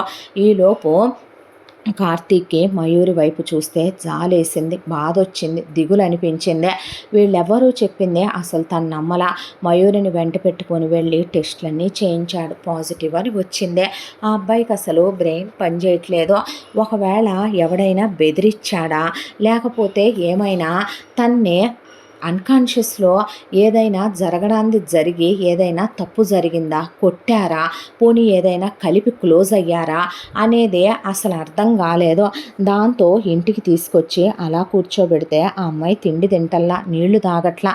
డాక్టర్స్ ఆ అమ్మాయి చాలా వీక్గా ఉందని, బేబీ హెల్తీగానే ఉందని, ఆ అమ్మాయిలో ఉన్న ఆయు పొట్టంతా బేబీ తీసుకుంటుంది తప్ప తల్లి ఇలా వీక్గా ఉంటే తల్లి ప్రాణానికి ప్రమాదం అని చెప్పేసరికి కార్తీక్ అత్తయ్య వెళ్ళి అన్నం తీసుకురండి అని చెప్తే ఏదైనా విషం కలిపి పెట్టేనా అల్లుడు అంటే చిచి అని లేసి కార్తీకే అన్నం పెట్టుకొని కలిపి తీసుకొచ్చి తినమ్మా అంటే నాకొద్దు బావా, నాకు తినాలని లేదు అనేసరికి పోనీ ఒక పని చేయవే, ఉరేసుకొని చచ్చిపోరాదు, పోనీ పైకెక్కి దూకేరాదు, పోనీ విషం తాగరాదు, రైలు కింద పడతావా, పోనీ వెళ్ళి ఎందులోనైనా దూకేస్తావా అని వాళ్ళ అమ్మ నాన్న అంటే ఏం మాటలు అవి మీరు అత్తయ్య అనేసరికి సాత్విక ఒక పని చేయమ్మా, నువ్వు చనిపోవద్దు ఏమొద్దు, నీ కడుపులో ఉన్న బిడ్డని మాకిచ్చేసే, అవేం మాటలే నువ్వు అంటే అది కాదు కార్తీక్, నేను పిల్లలు కావాలి అని అడిగితే నువ్వు ఇప్పుడే పిల్లలు వద్దని బర్త్ కంట్రోల్ యూజ్ చేస్తున్నావు కదా, అదేదో పుట్టిన బిడ్డ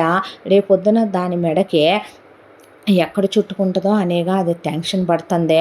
ఆ బిడ్డని నాకిచ్చేయమ్మా, ఆ తర్వాత నువ్వు వేరే వాళ్ళని పెళ్లి చేసుకొని హ్యాపీగా ఉందువు గానీ అనేసరికి, అక్క అంటే ఏ సిచ్యువేషన్లో ఏం మాట్లాడాలో తెలియదే నీకు అన్నాడు సాత్విక్ అనే కార్తీక్.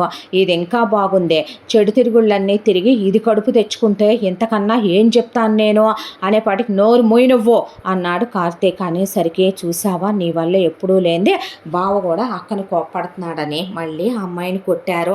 ఆ అమ్మాయిని ఒకవైపున అక్క కూడా అడ్డమైన వెధవలతో వెకిల్ నవ్వులు నవ్వుతూ అడ్డమైన వెధవలతో వెళ్ళి వాళ్ళ ఒళ్ళో వీళ్ళ ఒళ్ళో కూర్చొని సరసాలాడితే ఇలా కడుపులే వస్తాయి మరి అనేసింది ఒకవైపున సాత్విక. అనేసరికి మయూరి గదిలోకి వెళ్తే కార్తీక్ వద్దమ్మా బాధపడకని తినమంటే 2 ముద్దలు తినాలనిపించట్లేదు అందే. ఆ తర్వాత కాసేపు పడుకొని విశ్రాంతి తీసుకోమని అలా బయటకు వచ్చాడో లేదో వెనకాల డోర్ తీసి డాబా ఎక్కేసి డాబా మీద నుంచి దూకేసిందే. దూకేపాటికి ఒకవైపున తల పగిలిపోయి రక్తం కారిపోతూ ఉంటే ఆ అమ్మాయిని కారులో ఎక్కించుకొని హాస్పిటల్కి తీసుకెళ్తే ఐసీయూలో చేర్చి డాక్టర్లు ఆ తర్వాత 2 రోజులకి స్పృహలోకి వచ్చి అబార్షన్ అవ్వలేదు, బేబీ వరకు కాపాడాం అని చెప్పారు. ఆ తర్వాత నన్నెందుకు బ్రతికిచ్చావు బావా, నాకు బ్రతకాలని లేదో, ఈ పాపిష్టి సంతానాన్ని నేను భూమి మీదకి తీసుకురావాలనుకోవట్లేదు. ఆ మాట అనకే నువ్వు, అది పాపిష్టి సంతానం అక్రమ సంతానం ఎందుకు అవుద్ది, తప్పు నువ్వు చేసే బిడ్డ మీద నిందలు వేయకూడదు, తప్పు ఎవరో ఏదో అన్నారని నువ్వు బిడ్డను అనుకో, ఆ బిడ్డను కనేసి నాకు ఇచ్చేసేయి, నువ్వు నేనేమన్నాను ఇంకో పెళ్లి చేసుకుందో కానీ అన్నానా లేదా అనేసరికి ఈ మాటలన్నీ కాదని ఇక్కడే ఉంటే ఆ అమ్మాయిని అత్తామామ బ్రతకనివ్వరు అనే దాంతో ఆ అమ్మాయిని నాతో వద్దు కానీ పదమ్మా అన్న తర్వాత వద్దల్లుడు నువ్వు తీసుకెళ్ళటం ఎందుకు, ఈ కత్తి తీసుకొని నీ గొంతు కోసేసుకొని చచ్చిపోవే, అమ్మా నాన్నలకు అప్రదిష్ట తీసుకొచ్చిందానా చెడిపోయిందానా అనేసరికి ఇక్కడే ఉంటే వీళ్ళు నిజంగానే చంపేస్తారా అమ్మాయిని అని చెప్పి కార్తీక్ మయూరిని వెంట పెట్టుకొని సాత్వికం తీసుకొని ఇంటికి తీసుకొచ్చాడు.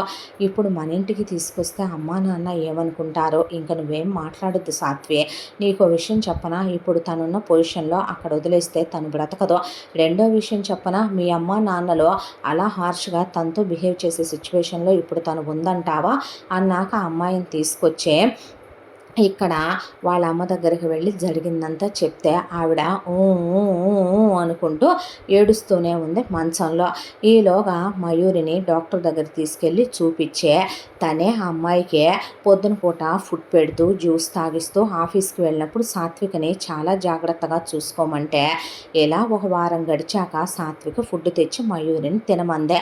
మయూరి అసలే దిగులుగా ఉండేసరికి నాకొద్దు అంటే 4 సార్లు చెప్పాక ఒళ్ళు బలిసిందా, మతి తప్పిందా, మదవెక్కిందా, ఒళ్ళు కొవ్వెక్కి అడ్డమైన వెధవలతో ఒళ్ళప్పజెప్పి తిరిగేటప్పుడు తెలియదే, పనికి మాలిందానా, వేసెలు కొలతలు బజారు వాటిలాగా అలా తిరిగితే ఇలాగే వస్తాయి కడుపులో, తినమని బ్రతిమిలాడితే వెధవ దరిద్రపు మొహం వేసుకొని అమ్మా నాన్నల పరువు తీసావో, ఊళ్ళో వాళ్ళందరూ నీ వైపు గంటకొస్తావా 2 గంటలకు వస్తావా అన్నట్టు చూస్తున్నారు, వచ్చి నా కొంపలో మకాం పెట్టావో, వయసులో ఉన్న నా మొగుడికి కాపలా కాసుకోలేక మంచంలో ఉన్న నా అత్తను చూసుకోలేక సస్తున్నాను, ఏమోలే అని తీసుకొచ్చి కొంపలో పెట్టుకుంది గాక తినమంటే మళ్ళీ నిన్ను బతిమిలాడాలన్నమాట, వెధవని బతుకు చెడ అనేసేపాటికి ఆ అమ్మాయి సావరాదు దేంట్లో దూకి అమ్మా నాన్న అన్నట్టు దరిద్రపు వెధవ బ్రతుకు అనేసి వెళ్ళిపోయింది సాత్విక. ఆ అమ్మాయి అసలే డిప్రెషన్లో దిగుల్లో ఉన్న మనిషి, దట్టు ఓవర్ సెన్సిటివ్ పర్సన్ కావటాన ఆ అమ్మాయి చచ్చిపోవటానికి టెర్రస్ ఎక్కేసింది.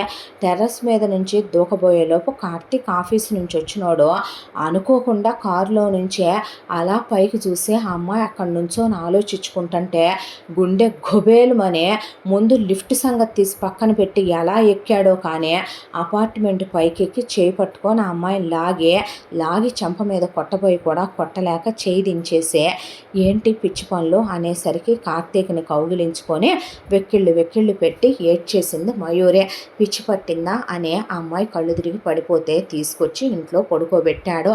ఇదెక్కడ దొరికింది నీకు, అదేంటి ఇంట్లోంచి బయటికి ఎప్పుడు వెళ్ళిందే, నువ్వు దీన్ని బయటికి తీసుకెళ్ళావా అనేపాటికే తను పైకొచ్చి సూసైడ్ చేసుకోబోయింది కానీ చేసుకోలేదుగా అనేసరికి పిచ్చేమైనా పట్టిందా, అసలు తను ఎందుకు ఇలా వచ్చింది, ఏం జరిగిందంటే అక్కడున్న కేర్ టేకర్ కస్తూరే, అమ్మాయి గారే కొంచెం గట్టిగా కోప్పడ్డారు బాబు అనేసరికి, నీకు బుద్ధి ఉందా, జ్ఞానం ఉందా అసలు నీకు అనేపాటికే, నీ పని ఇదేనా, ఇంట్లో కేర్ టేకర్గా వచ్చావా, ఏం జరుగుతున్నాయో ఆయన చెప్పడానికి వచ్చావా, తన్నరుస్తావేంటి, నువ్వు తప్పు చేసే, ఆ అమ్మాయి పరిస్థితి బాగాలేదు, మెంటల్ కండిషన్ బాగాలేదు అన్నప్పుడు 1కి 10 సార్లు అమ్మాయిని బ్రతిమిలాడి పెట్టడం తప్ప ఇంకొక ఆప్షన్ ఉందా, అయినా తను నీ చెల్లెలే, నీ రక్తం ఏదో పరాయిదైనట్టు అలా ఎలా విదిలించగలిగావు, దట్టు ఈ సిచ్యువేషన్లో నీకు షార్ట్ టెంపర్ ఉంది, నీకు టెంపర్ వస్తే నోరు కంట్రోల్లో ఉండదు సాత్విక, నాకు బాగా తెలుసు, నువ్వు దాన్ని మరీ ఓవర్గా ప్యాంపర్ చేస్తున్నావు, ఓవర్గా దగ్గరికి తీసుకుంటున్నావు, ఓవర్గా క్లోజ్ అవుతున్నావు,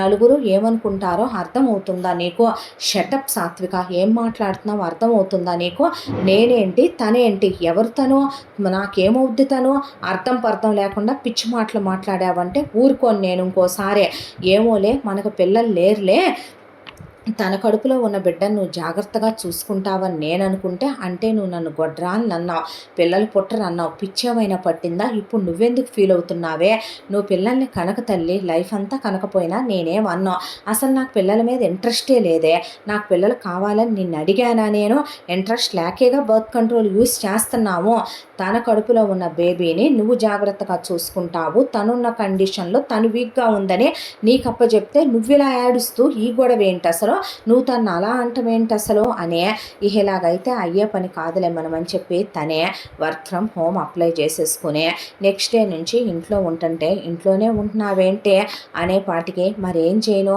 ఇప్పుడు నేను ఆఫీస్కి వెళతాను, నువ్వు నీ విసుగు నీ టెంపర్ కంట్రోల్ చేసుకోలేక నువ్వు తను ఏదో ఒకటి అంటావు, తను ఏ సూసైడ్ అటెంప్ట్ చేస్తుంది, ఇప్పుడు మళ్ళీ నేను ఆ టెన్షన్లు కూడా ఎక్కడ తీసుకోను, లేదంటే గనక తను ఫుడ్ తిందు, నువ్వు పట్టించుకోవు, మీ గొడవల మధ్య ఇప్పుడు అదొక ఇష్యూ, పోనీ దానికి ఏం చేయను, అదేదో నేనే ఉండి నేనే చూసుకుంటే అసలు ఏ ప్రాబ్లం ఉండదు కదా అనేసాడు కార్తీక్.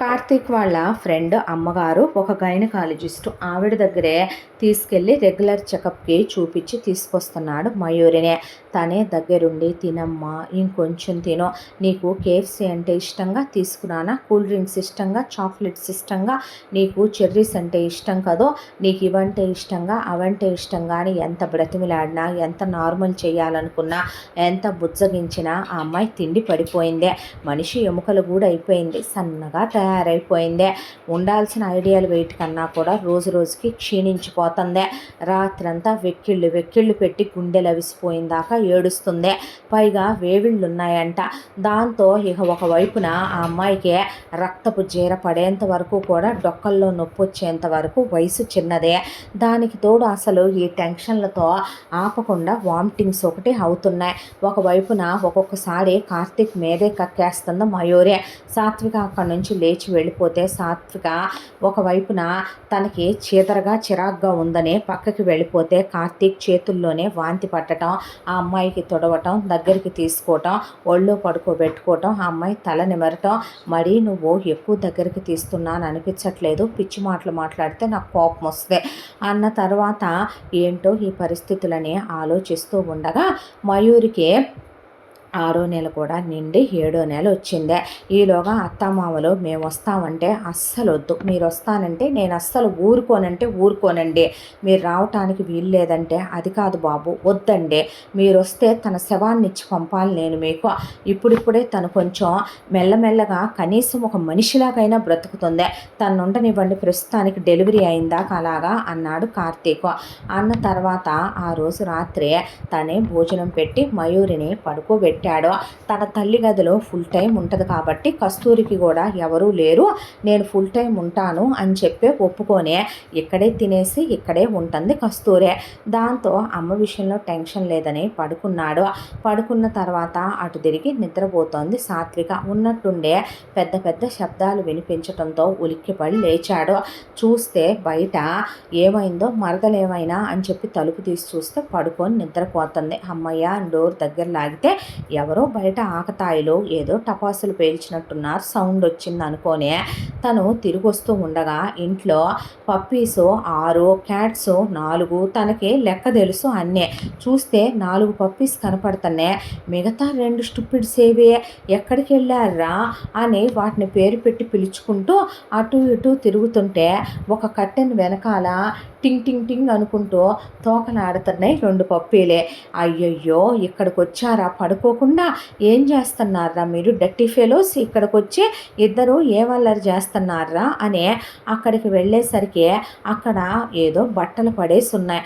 ఆ బట్టల దగ్గరికి వెళ్ళి ఆ బట్టల్ని వాసన చూస్తూ ఆ బట్టల్ని కొరికేస్తూ ఆ బట్టలతో 2 ఆడుకుని కుస్తీ పడుతున్నాయి. ఆ బట్టలతో చీచీ ఏక్కిలే బ్యాడ్ బాయ్స్లా తయారైపోయారుగా, యాక్ ఇద్దరు కలిసి ఒరే లాండ్రీ బ్యాగ్లో ఉండాల్సిన బట్టలు లాక్కొచ్చి కట్టెని వెనకమాల దాచుకొని మరి ఇద్దరు ఇలా బట్టలు చించేస్తున్నారా, బట్టలు స్మెల్ చేయొచ్చా, అలాగా ఆ బట్టలు స్నానం చేసేటప్పుడు వదిలేసిన బట్టలు విడిచిన బట్టలు కదా, బ్యాడ్ ఫెలోస్ స్టూపిడ్ ఫెలోస్, ఇదేనా నేర్చుకుంది, కొడతాను మీ ఇద్దరిని అనేపాటికి కుయ్ అనే కార్తీక్ మీదకి వస్తే రెండింటిని చంకల్లో వేసుకొని తీసుకెళ్ళి వాటి రూమ్లో వదిలేసి వేస్తాను 2 అని, వాటికి కూడా ఏసీ బెడ్లు అన్నీ ఉంటాయి ఆ ఇంట్లో, ఆ గదిలో పెట్టేసి బజ్జోపోతే పడతాయి ఇంకా అని డోర్ దగ్గరికి లాగే వస్తూ రూమ్లోకి వెళుతున్నవాడు ఒక్కసారిగా మళ్ళీ ఆగి ఆ కట్టెన్ దగ్గరికి వచ్చి కింద పడ్డ బట్టలు చూశాడు.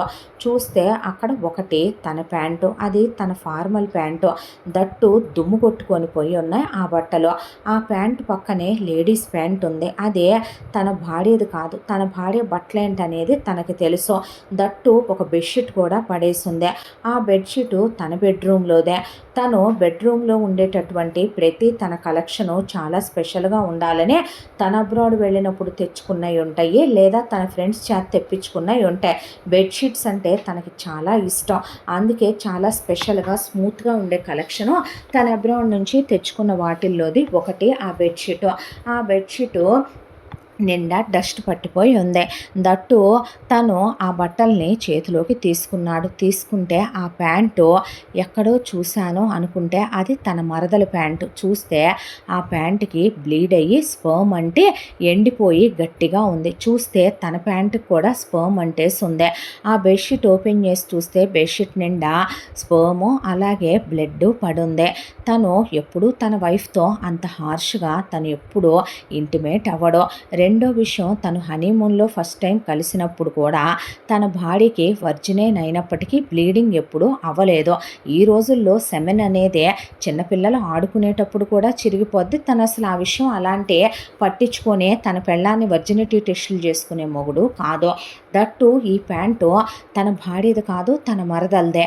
ఆ అమ్మాయి ప్యాంటుకి బ్లీడ్ అయ్యి స్పర్మ్ ఉందేంటే, తను అసలు ఆఫీస్ బట్టలతో తన భార్యతో ఎప్పుడూ క్లోజ్ అవ్వడం. తను ఇంటికి వచ్చిన తర్వాత నైట్ వేర్ వేసుకున్న తర్వాత దట్టు న్యూడ్గా తన వైఫ్తో క్లోజ్ అవుతాడు.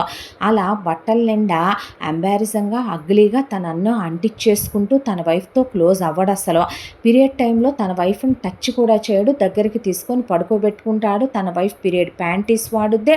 దట్టు అసలు తనకి లీకేజ్ ఉండదు.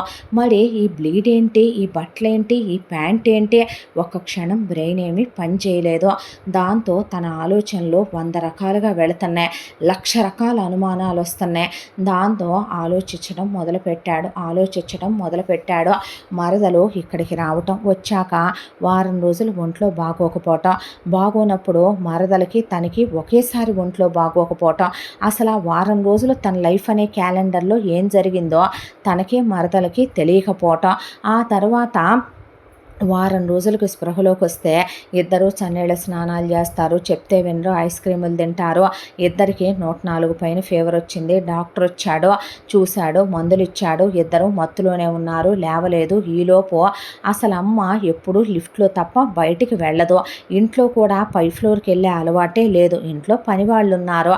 అలాంటిదే అమ్మ ఇంట్లోకి ఏది కావాలన్నా కూడా మిర్చి పౌడర్ తీసుకుంటుంది. అలాంటిదే వడియాల్లాంటివి అమ్మ ఎప్పుడు బయట నుంచి కొని తేవటం తప్ప అప్పడాల్లాంటివి పట్టడం ఉండదు. తీరా చూస్తే సాత్విక మీ అమ్మగారు పడ్డారని, అప్పడాలు వడియాలు ఎండుమిరపకాయలు ఎండబెట్టడానికి వెళ్ళారని, ఆవిడ కోలుకోవటానికి 10-15 ఏళ్ళు పట్టుద్దని డాక్టర్ చెప్పాడని, ఇలా ఏదేదో చెప్పినవన్నీ గుర్తొచ్చినాయి. కరెక్ట్గా తను ఒంట్లో బాగోనప్పుడు తన మరదలకి ఒంట్లో బాలేదు.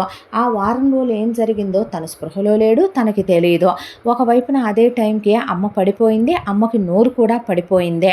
ఇవన్నీ ఆలోచిస్తూ తల బరువెక్కిపోయింది కార్తీక్‌కి. ఈలోపు అక్కడ ఉన్న ఆ బెడ్‌షీటు ఇది నా బెడ్‌రూమ్‌లోదే కన్ఫర్మ్. ఈ ప్యాంట్ నా మరదలదే కన్ఫర్మ్. ఈ ప్యాంటు నాదే. ఆఫీస్ బట్టల మీద నేను ఎప్పుడూ తనతో క్లోజ్ అవ్వలేదు. అది గ్యారంటీ అని ఆ బట్టలు తీసి ముందు ఒక కవర్లో పెట్టాడు. పెట్టి ఆ కవర్ని జాగ్రత్తగా సైడ్ కబోర్డ్లో పెట్టిన తర్వాత ఇమీడియట్గా వెళ్ళి వాచ్మెన్ని సీసీటీవీ ఫుటేజ్ ఇవ్వరా అనేపాటికి వాడు కంగారు పడే ఎందుకు సార్ అనేపాటికి మూసుకొని ఇవ్వు అనే సీసీటీవీ ఫుటేజీలు చెక్ చేసి తను ఏ రోజైతే స్పృహలో లేడో ఆ రోజుది వెళ్ళి ఫస్ట్ డేది ఆన్ చేశాడు. చూస్తే మిగతా 6 రోజులది ఉందగానే ఆ ఫస్ట్ డే ఫుటేజ్ మాత్రం డిలీట్ చేసేసి ఉంది.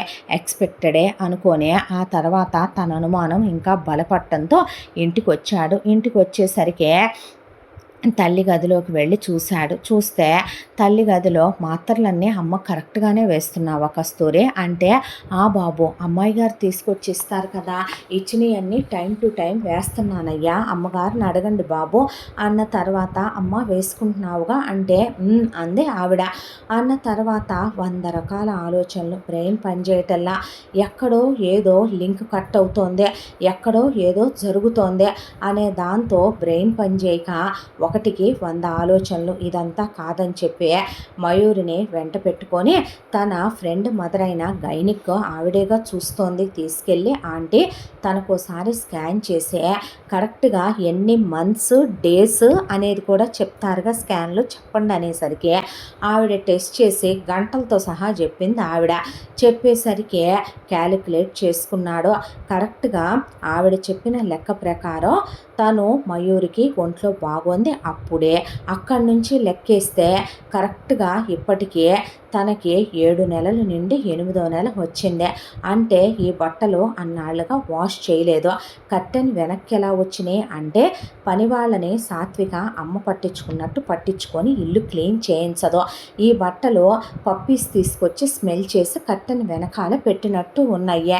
అంటే ఇక్కడ మెయిడ్ క్లీన్ చేయటం లేదు. అయినా వచ్చిన పనమ్మాయిని నువ్వు ఈ కర్టెన్ వెనక క్లీన్ చేసి ఎన్నాళ్ళైంది అనేసరికి అది సార్ కొడితే చెంప పగులుతుంది, అడిగిన దానికి ఆన్సర్ చెప్పు, ఒక 8 నెలలు అయిందండి అనేపాటికి వెళ్ళి క్లీన్ చేసుకో అనే తన ఒక్కొక్క డౌట్కి తనకి ఏదో క్లూ దొరుకుతున్నట్టుగా అనిపించడం మొదలుపెట్టింది కార్తీక్కి. ఎంత దాంట్లో ఫ్రెండ్ మదర్ దగ్గరికి వెళ్ళి ఆంటీ అంటే చెప్పమ్మా అంటే, మా మరదలకి మీరు డిఎన్ఏ టెస్ట్ చేయిస్తారా అంటే చేయించవచ్చు కార్తీక్, కానీ ఫాదర్ ఎవరో తెలియకుండా ఎలా చేస్తాం, నాతో చేయించండి అంటే. వాట్ యు మీన్ కార్తీక్, నీతోనా అనేసరికి మీరు చేయించండి చెప్తాననేసరికి ఆవిడ డిఎన్ఏ చేయించింది. దట్టు సీక్రెట్గా, పర్సనల్గా, కాన్ఫిడెన్షియల్గా బోల్డ్ అంత డబ్బు ఖర్చు పెట్టి ఎవరికీ తెలియకుండా ఒక స్పెషల్ వ్యక్తి చేత చేయించి తెప్పించింది. 100% యాక్యురేట్గా ఉండే వాళ్ళ దగ్గర చేయించండి అంటే ఎంత డబ్బు ఖర్చు అయినా పర్లేదని చెప్పాడు కార్తీక్. చెప్తే సరేనన్నాక రిపోర్ట్స్ వచ్చాయి కార్తీక్ అని ఫోన్ చేయగానే వెళ్ళాడు. వెళ్తే ఆవిడ కార్తీక్ వైపు అలా చూసి 100% యాక్యురేట్గా అన్నావుగా, 100% కరెక్ట్గా వచ్చిందే, ఆ అమ్మాయి కడుపులో ఉన్న బేబీ నీదే, 100% మ్యాచ్ అనేసరికి ఎక్స్పెక్టెడ్ అన్నాడు కార్తీక్. కానీ కార్తీక్ నువ్వెందుకు ఇలా చేసావు, తన్నే ఏ స్పర్మ్ ద్వారానో తనకి ఏ మెడికల్ ప్రొసీజర్ ద్వారానో వచ్చిన ప్రెగ్నెన్సీ కాదు కార్తీక్, అదే తెలుసా అంటే సెక్స్ ద్వారానే వచ్చిందే, నేను తనతో ఇంటిమేట్ అయి క్లోజ్ అయితేనే వచ్చిందే, కానీ నువ్వెందుకు అలా చేసావు కార్తీక్, నేను చేయలేదో నా వైఫ్ చేసిందని డౌట్గా ఉందే, మీ ఆవిడ అలాంటిదా, అలా చేసిందా అనేసరికి నాకు ఇంకా చాలా డౌట్లు ఉన్నాయి, అవన్నీ క్లారిఫై చేయాలంటే అమ్మ లేవాలి అని ఆవిడికి జరిగిన విషయం చెప్తే, అమ్మ వాడే మందుల్ని తీసుకురా కార్తీక్, మన దగ్గర చాలామంది స్పెషలిస్టులు ఉన్నారుగా, అంకుల్ కూడా డాక్టరే కదో చూస్తారు అనేసరికి కార్తీక్ ముందు మెడిసిన్స్ తెచ్చాడు. తెస్తే పైన డబ్బా మాత్రం మీ అమ్మగారికి క్యూర్ అవ్వటానికి వాడే మెడిసిన్స్దే. లోపల ఉన్న ట్యాబ్లెట్లు మాత్రం ఆవిడకి ఇవ్వాల్సిన మెడిసిన్ కాదు. ఆవిడ నోరు కాళ్ళు చేతులు పడిపోవటానికి వాడుతున్న మెడిసిన్స్. అసలు నువ్వు తెచ్చిన డబ్బాలో ఉండే మెడిసిన్స్ ఇలా ఉంటాయని ఆయన గూగుల్లో చూపించాడు. దాంతో ఆ అమ్మకి క్యూర్ అవటానికి ఎన్నాళ్ళు పట్టుద్ది అంకుల్? ఒక 2 to 3 వీక్స్ పట్టుద్ది కార్తీక్ అనేసరికి, సరేన అంకుల్ అని చెప్పి ఆ అమ్మని ఇక్కడికి తీసుకొచ్చి అడ్మిట్ చేయొచ్చుగా అందావిడ. అన్నాక చుట్టాలింటికి తీసుకెళ్తాను, కొన్నాళ్ళు అక్కడ ఉంటే ఏమైనా నార్మల్ అవుద్దేమో సాత్విక అంటే, అలాగే జాగ్రత్త అని అన్నీ సర్దాక కస్తూరి నువ్వు బయలుదేరు అని తీసుకొచ్చి వాళ్ళ అమ్మని కస్తూరిని హాస్పిటల్లో వదిలిపెట్టి మీరు చూసుకోండి అంకుల్ అని చెప్పి ఆ తర్వాత కార్తీక్ ఇంటికి వచ్చేసాడు. ఇంటికి వచ్చేసిన తర్వాత ఒకవైపున మయూరిని గమనిస్తున్నాడు, సాత్వికని గమనిస్తున్నాడు. ఒకవైపున వీళ్ళు ఎలా ఉంటారా అని అలా చూస్తూ ఉండగా ఒక వారం గడిచిపోయాక ఒకరోజు రాత్రి పడుకొని ఉంటే సాత్వికని దగ్గరికి తీసుకున్నాడు, గుండెల మీద పడుకోబెట్టుకున్నాడు. పడుకోబెట్టుకున్న తర్వాత ఇప్పుడు నెక్స్ట్ మయూరి సంగతి ఏంటంటావు సాత్విక అనేసరికి, ఏముందే ఆ పుట్టిన బిడ్డని ఎవరికి కన్నా ఏం కన్నా మనం అలా చూస్తూ ఊరుకోలేం కదా, కాబట్టి మనమే ఉంచేసుకుందాం ఆ బిడ్డనే.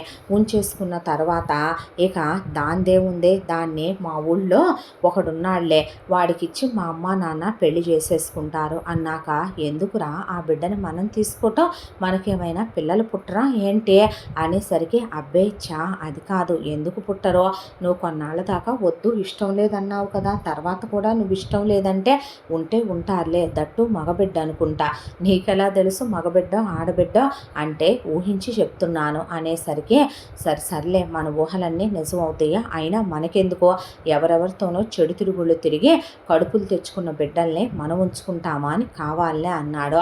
అనేసరికి నేను నీతో అదే చెబుదామనుకుంటున్నా అంటే ఊరుకోవని నేను ఆ మాట అనలేదు, కానీ చిన్నప్పటి నుంచి ఇది పెద్ద గాలి రకం, పెద్ద తిరుగుబోద్దే, ఇది ఏ రోజు చెడిపోయిందనే అనుమానం నాకు. నీకో విషయం తెలుసా, ఇది ఎవడి దగ్గర అనకూడదులే కానీ సినిమాలో డైలాగ్ చెప్పినట్టు కళ్ళు మూసి ఇంకేదో ఇది చేయకుండానే దీనికి కడుపు వచ్చిందంటావా, ఇది పెద్ద చెడిపోయింది, ఇది పెద్ద తిరుగుబోద్దే, ఇది అలాంటిది ఇలాంటిది ఎవడికో ఇది తెలియకుండా కడుపు ఎలా చేస్తారు దీనికి, డాన్సులంట మ్యూజిక్లంట ఊళ్ళో వాళ్ళందరితో మంచిదనిపించుకోవటం అంట, సంగీతం టీచర్ అంట, అందరూ ఎత్తి నెత్తి మీద పెట్టుకోవటం అంట, అందరూ నన్ను ముచ్చుదానా ముంగుదానా దీనిలా నువ్వు ఉండవు, అందరిలో కలిసిపోవు, సరదాగా ఉండవు అంటాం, ఇది ఒక పనికి మాలింది పోరంబోకల్ది కాబట్టేగా ఇలా చేసిందే అని తన కడుపులో ఉన్న అక్కసంతా కక్కుతో ఇలా భార్య మాట్లాడటం విని షాకే అయ్యాడు కార్తీక్.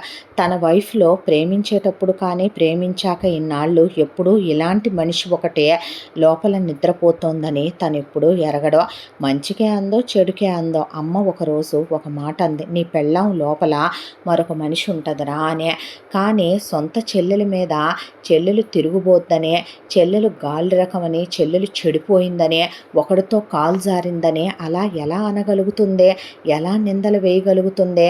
ఆ అబ్బాయికి ఎన్నో అనుమానాలు, ఎన్నో డౌట్లు, ఏమీ మాట్లాడకుండా అన్నీ సైలెంట్గా విన్నాడు. విన్న తర్వాత మెదలకుండా పడుకున్నాడు. ఆ తర్వాత ఒక 2 వారాలు గడిచిపోయి డాక్టరు అమ్మగారికి మాట వచ్చింది రమ్మనమని కార్తీక్కి ఫోన్ చేస్తే అలా వెళ్ళాడు. వెళ్ళేసరికి వాళ్ళమ్మ లేచే ఉంది. అమ్మ అని పరిగెత్తుకుంటూ వెళ్ళేసరికి కార్తీక్ను కౌగిలించుకొని ఆవిడ గట్టిగా పట్టుకొని ఏడ్చేసింది. ఏడ్చేసేపాటికి ఏమైంది మమ్మీ, అసలు ఏం జరిగిందమ్మా, మయూరి కడుపులో బిడ్డ నాదేనా, నేనేనా అమ్మ తనతో కలిసిందంటే, అవును నాన్న నువ్వే తనతో కలిసావు, నీ బిడ్డే తన కడుపులో ఉన్న బిడ్డ అనేసరికి, ఏంటమ్మా ఇదంతా, అదంతా నువ్వు చూసావా, నువ్వు ఎలా పడ్డావు, ఏం జరిగిందే, నీకు అసలు ఏమైందమ్మా అని అడిగేసరికి, నేను పడలేదురా, నీ పెళ్ళామే నన్ను తోసేసింది, అసలు చంపేద్దామని అనుకుందే, నేను బ్రతికేసరికి నన్ను ఇలా చేసి వదిలేసిందయ్యా అదే అనేపాటికి, ఏం జరిగిందమ్మా అంటే, ఏం జరిగిందో ఏమో నాకు తెలియదు నాన్న, ఆ రోజు నువ్వు ఎప్పట్లాగా ఆఫీసు నుంచి వచ్చావు, వచ్చిన తర్వాత మయూరే అప్పుడే బయటికి వెళ్ళి అవి ఇవి అని కొనుక్కొచ్చు తెచ్చుకొని ఐస్ క్రీములు అవి ఇవి తింటూ నాకు పెట్టింది. నేను తిన్నాను. ఆ తర్వాత కాసేపు టీవీ చూసింది అదే. చూసిన తర్వాత నువ్వు ఆఫీసు నుంచి వచ్చి బట్టలు కూడా మార్చుకోలేదు. ఏదో ఇంపార్టెంట్ మెయిల్స్ ఉన్నాయి పంపించాలని చెప్పి అవి పంపిస్తూ కూర్చున్నావు. ఈలోపు నీ పెళ్ళాం 2 గ్లాసుల్లో పాలు తెచ్చిందే. ఆ తెచ్చిన పాలు నీకు మయూరికి ఇచ్చిందే. తాగాక ఇక నువ్వు ఆఫీస్ పని అయిపోగానే ఎవరి గదుల్లోకి వాళ్ళు వెళ్ళిపోయారు. ఆ తర్వాత ఇప్పుడంటే కస్తూరి ఉంది కానీ అప్పుడు నేను ఒక్కదాన్నే కదా. పడుకున్న నాకు ఎక్కిళ్ళు వచ్చినాయి. వాటర్ బాటిల్ తీసుకెళ్ళడం మర్చిపోయానని మంచినీళ్ళ కోసమని బయటకు వచ్చేసరికి ఒకవైపున మయూరి రూము డోరు తీసుంది. నీ రూమ్ డోర్ తీసుంది. లోపల నుంచి శబ్దాలు వినపడుతున్నాయి. తలుపు తీసుకునే భార్యాభర్తలు ఎవరో క్లోజ్ అవ్వరు కదయ్యా. దాంతో తలుపు దగ్గరికి లాగుదామని చెప్పి చూస్తే మయూరి గదిలో మయూరి లేదు. దాంతో మీ గదిలోంచి మాటలు వినపడుతున్నాయి అని చెప్పి ఈ పిల్ల ఈ టైంలో మీ గదిలోకి ఎందుకు వచ్చింది, అల్లరి పిల్ల తీసుకొద్దామని నేను తలుపు దాకా వచ్చేసరికి లోపల సంఘటన చూసి నేను గుమ్మంలోనే నిలబడిపోయాను. నీ పెళ్ళం నీకు ఏవో ట్యాబ్లెట్లు మెత్తగా నూరి ఒక దాంట్లో కలిపి నీ నోట్లో పోసి నీకేవో ఇంజెక్షన్లు చేసేసింది. ఒకవైపున మయూరి నోట్లో పోసేసి మయూరికి ఏవో ఇంజెక్షన్లు చేసేసింది. ఆ తర్వాత ఇక మయూరి మీదకి నిన్ను తోసి నేనే రా సాత్వికనే నాతో క్లోజ్ అవ్వు అంటూ ఉండగా నువ్వు అక్కడికి కూడా క్లోజ్ అవ్వట్లేదు. ఆ అమ్మాయి ఒంటి మీద చెప్పుకోరాని చోట్ల నీతో చేతులేయించి నీకు సంసార సామర్థ్యతను పెరిగే ట్యాబ్లెట్లు కలిపిందని నాకు అర్థమైంది. నువ్వు ఆపుకోలేనంత కోరికతో ఆ అమ్మాయి మీద పడిపోయావు. మీద పడిపోయేపాటికి నేను ఒరే నాన్న ఏం చేస్తున్నావు అంటే నువ్వు లేచే ఉన్నావు, నన్ను గుర్తుపట్టట్లేదు, నీకు బ్రెయిన్ ఏమీ పనిచేయటం లేదు, నీకు ఒక ఆకలిగా ఉన్న మగాడు ఒక ఆడదాని మీద పడుతుంటే ఆ అమ్మాయి కూడా నిన్ను రమ్మనమని మీదకు లాగేసుకుంటుంది. అదే కళ్ళు తెరిచే ఉంది, దానికి తెలియట్లేదు నేను కేకలేస్తుంటే. ఏంటి పనులన్నీ ఏం చేస్తున్నావు నువ్వు, ఏం కలిపావే మయూరికి నా కొడుక్కి, ఏంటిదంతా అనేపాటికి అత్తయ్య నువ్వు బయటికి వెళ్ళు అందే. నోరు ముయ్యి నువ్వు ముందు, లే కార్తీక్ అని నేను నిన్ను పట్టుకొని మయూరిని లాగైపోతే లేవమంటున్నానా నిన్ను, నడువు నువ్వు బయటికి అనేపాటికి పిచ్చి పిచ్చిగా ఉందా, ఒళ్ళు బలిసి కొవ్వెక్కిందా, నాకు నా వాళ్ళెవరూ లేరనుకుంటున్నావా ఏంటే, అతిగతి లేకుండా ఉన్నాననుకున్నావు, ఇప్పుడే పోలీసుల్ని తీసుకొచ్చి మా వాళ్ళందరినీ తెస్తానని నేను అలా బయటకు వచ్చానయ్యా. గుమ్మం తలుపు తీసే నీ పెళ్ళం వెనకాలే వచ్చి లాగి ఒక తన్ను తన్నేపాటికి నా డొక్కల్లో పెట్టి దొర్లుకుంటూ వెళ్ళి కింద పడ్డాను నేను.